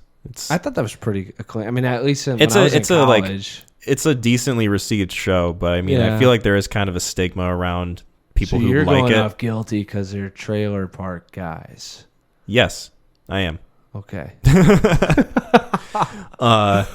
And then she says, my movies would probably be Superbad, Finding Nemo, and The Breakfast Club. What's guilty? How old is your cousin? She's 19, 20, around that age. Like few years younger than me. Maybe it's because they're not movies that came out now. Breakfast Club, that's not. I mean, maybe. Don't be ashamed to be a fan of the Breakfast Club. Finding Nemo, I feel like, is one of the better Pixar movies. Oh yeah, first time I cried in theaters. It came out in like the golden age of Pixar, and people love it. Yeah. Superbad, people like that. These are nothing to be ashamed about liking. The Breakfast Club is kind of like a cult movie, isn't it? Like, don't kill anyone. No, not that cult. Oh yeah. Yeah. So yeah, some of her answers were kind of interesting because I'm like, what are you guilty about for liking these? Was it Savannah? Yeah, Savannah. If you're listening, come up with 4 more answers. All right, and then we'll see if they're really like where you're at with the guilt you're feeling about watching these things. Yeah. Where's the shame? We need to get psychoanalytic with this. There's nothing that's bad. I mean, I don't know. All those movies are good movies. Yeah. Like, maybe her friends. Maybe the friends are like you like Superbad. Oh, like that is so outdated. You like The Office? That's so basic. Yeah. You're such a basic bitch. I can't believe I'm friends with you. You like The Office. I only watch niche shows like Schitt's Creek. Damn it. It's the exact one. I think it's just because I'm thinking of that gal from it. All right. Yeah. And that was the last one. Hey, thanks everyone. Thank you guys. I guess we can go over ours real quick. Kind of wrap things up. Yeah. Would you recommend this? Recommend this one that I'm about to tell you? I see. That's another one too. Like I don't know if anyone in that list after hearing this depends on what you're looking for. Brandon, does Brandon listen to this? I have no idea. No. If you do, Brandon, tell Kyle. See if you could recommend Annihilation to him. If not, this will just go into the void. I've seen Annihilation. Terminator. Mortal Kombat. Oh, I thought you were talking about. No. I thought you were talking about the Alex Garland Annihilation. No, that's a decent movie. So I guess my guilty pleasure movie, first thing that pops into my head is Sahara with Matthew. Oh, come on, you can't. You just saw that with Matthew McConaughey. You got to see it more than once. I have seen it more than once. Really? I've seen it twice. Both with Gideon. No, that doesn't. That can't count. What do you mean it can't count? Just because I've seen it recently doesn't mean I can't put it as my answer. What are you looking for? Something that's been like a lifelong guilty pleasure of mine? Oh yeah, like something that like you. All right, fine. The first Transformers movie with Shia the Beef. I think that out of the trilogy. Excuse me. I thought that out of the Shia the Beef trilogy. Like the 3 movies. That one's definitely like. I thought it was the strongest one, right? Yeah, it's got the most like stakes, I guess, in terms of like people don't know what the Transformers are yet. Like humanity doesn't know what these things are, so there's like kind of that mystery element of like what exactly are they, and that is kind of in itself a sort of interesting part of the movie that you don't ever get in the other ones after it. Because they're all just kind of like schlocky Michael Bay explosion, orgasm, blah, blah, blah. They're so, man, pleasuring himself to those editing bay, part of the pun. Editing bay? Yeah. So, yeah, I don't know. If you want like an actual like guilty pleasure thing that I've seen a long time ago, then yeah, Transformers. Well, I'm just thinking like a guilt, like it should be something that you've enjoyed like multiple times. For sure the Transformers movie, though. Yeah. Because I watched it almost on a daily basis one summer. Oh, so I'm not good. And I've just now thought about this for the last 2 minutes. I can't necessarily take the hair away from you. I agree with all Damn that. right. All right. I mean, because I guess, but you have to see it now for a third time. At some point. I mean, that's fine. Like, probably by yourself. By myself? Oh, I don't know. Yeah. It's got to be with a group. Deal breaker. See, that's where I'm like guilty. Like movies that you just throw on that you're like, man, I've had a rough day. I'm going to throw on. Okay, so then what's your answer? Mine? Yes. I saw this movie in 8th grade. All right. I'd classify it as a double date. Fault in Our Stars? No. That came out when I was in college. I thought, okay, never mind. No, that was middle school. And that was, I think, actually, that might have been 6th grade when Walk to Remember came out. I want to say it was, maybe not. If 2003 would have been 8th grade. No, this was like a double date. Very fun movie. I enjoy it. I still enjoy it. I throw it on when it pops onto like Netflix or Hulu, especially like if it's like I don't know, like 50 degrees out, kind of blanket you throw on you, sitting on the couch, really can turn off your mind. And actually, this is always the first film I think of when it comes to guilty pleasure films. Okay. All right. There's a lot of build up here. Huh? It's not. I mean, it's truly a guilty pleasure. I think people would say that it is decent, but it kind of fits into like that. Yeah, it's How to Lose a Guy in 10 Days. I have not seen that. I don't know. I can recommend it. I definitely can. I've never heard anyone that like talks about it. I think it's been buried in the zeitgeist of film. How to Lose a Guy in 10 Days. Kate Hudson, Matthew McConaughey, both very charming, very charismatic. Very attractive. Yeah, and it's pretty much it's a little bit of a dual battle going on. Okay. There's two stakes to be had, and there's really a gem to be found. So, all right. I'm telling you, I'm not going to recommend that though. That is something that down the line recommend, but like, yeah, that one. If you ever stumble upon it, man, I'm telling you, I'll have to give it a chance. It's a charming film. All right. So I guess now we can get into the outro of this episode. So usually for the end of the episode, we have a film pick where we go back and forth and alternate, and one of us picks a film to watch and talk about for the next episode. But this is going to be a little different in that next episode. We're going to have Gideon back on, and we're going to talk about our top MCU movie lists. Oh, yes. So are we ranking all of them? All that we've seen. So what if you've seen all of them? Then yes. My list is like 20 plus. Same. Yeah, okay.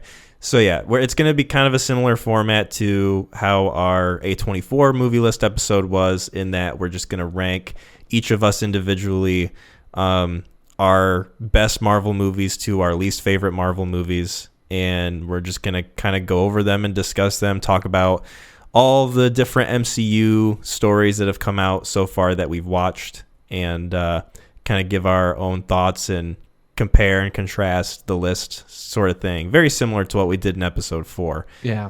So that's something to look forward to, and it's probably going to just encompass the entire episode. So the whole thing. So can I give my recommendation now to give you time, or do you want to wait until... We're going to wait until next episode. Is Gideon getting involved with this? No. All right. I mean...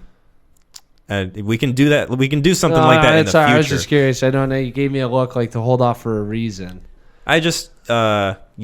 Because you got to catch more MCUs. Well, that, and like, I don't want to have you like say what your film is going to be, and then we're going to have to wait like another month to talk about. What if it gives it more time to give people to? I guess it will be a month. It will be a month. Yeah. Because it's been around a month like that, man. It's been around a month before we could talk about the thing. So, because the last time I saw you was like the 26th of December, and that was like almost 4 weeks ago. guess it's been. Yeah. All right, well, whatever. I already have it down. I want to watch it again. That's the only. I mean, I guess I own the DVD, so I can watch it whenever I want. It's gonna be fantastic. Well, we'll save it for the end of next episode. Chamber it, as the stunt director said to the director of Milo and Otis. Wow. Did that just come out of my mouth? I guess so. Yeah. An ongoing debate Dude, Milo between and Otis us. could have been a guilty and pleasure too. Guilty in that you felt guilty for all the animals that died? I'm going to look it up. All right. I even feel more guilt. So yeah, thank you for listening, everybody. You can find us on YouTube and Spotify. You look up the Neon Crew Podcast. We're on Facebook, Instagram, Twitter, and we also have a website, www.neoncrewpodcast.com. Yeah. Merch coming soon. Now that I am free of the COVID disease, I can finally go out and about and sort of coordinate things with Lauren, get some merch ready for the site, and hopefully we'll have some sick drip for you to represent, to your local church, your local pastor when you go into service. And THC, bro. He goes and he asks you like, what does WWTHD stand for? And you can look him in the eye and you can tell him with the utmost confidence and swagger, what would Tom Hardy do? Bye. Bye, y'all.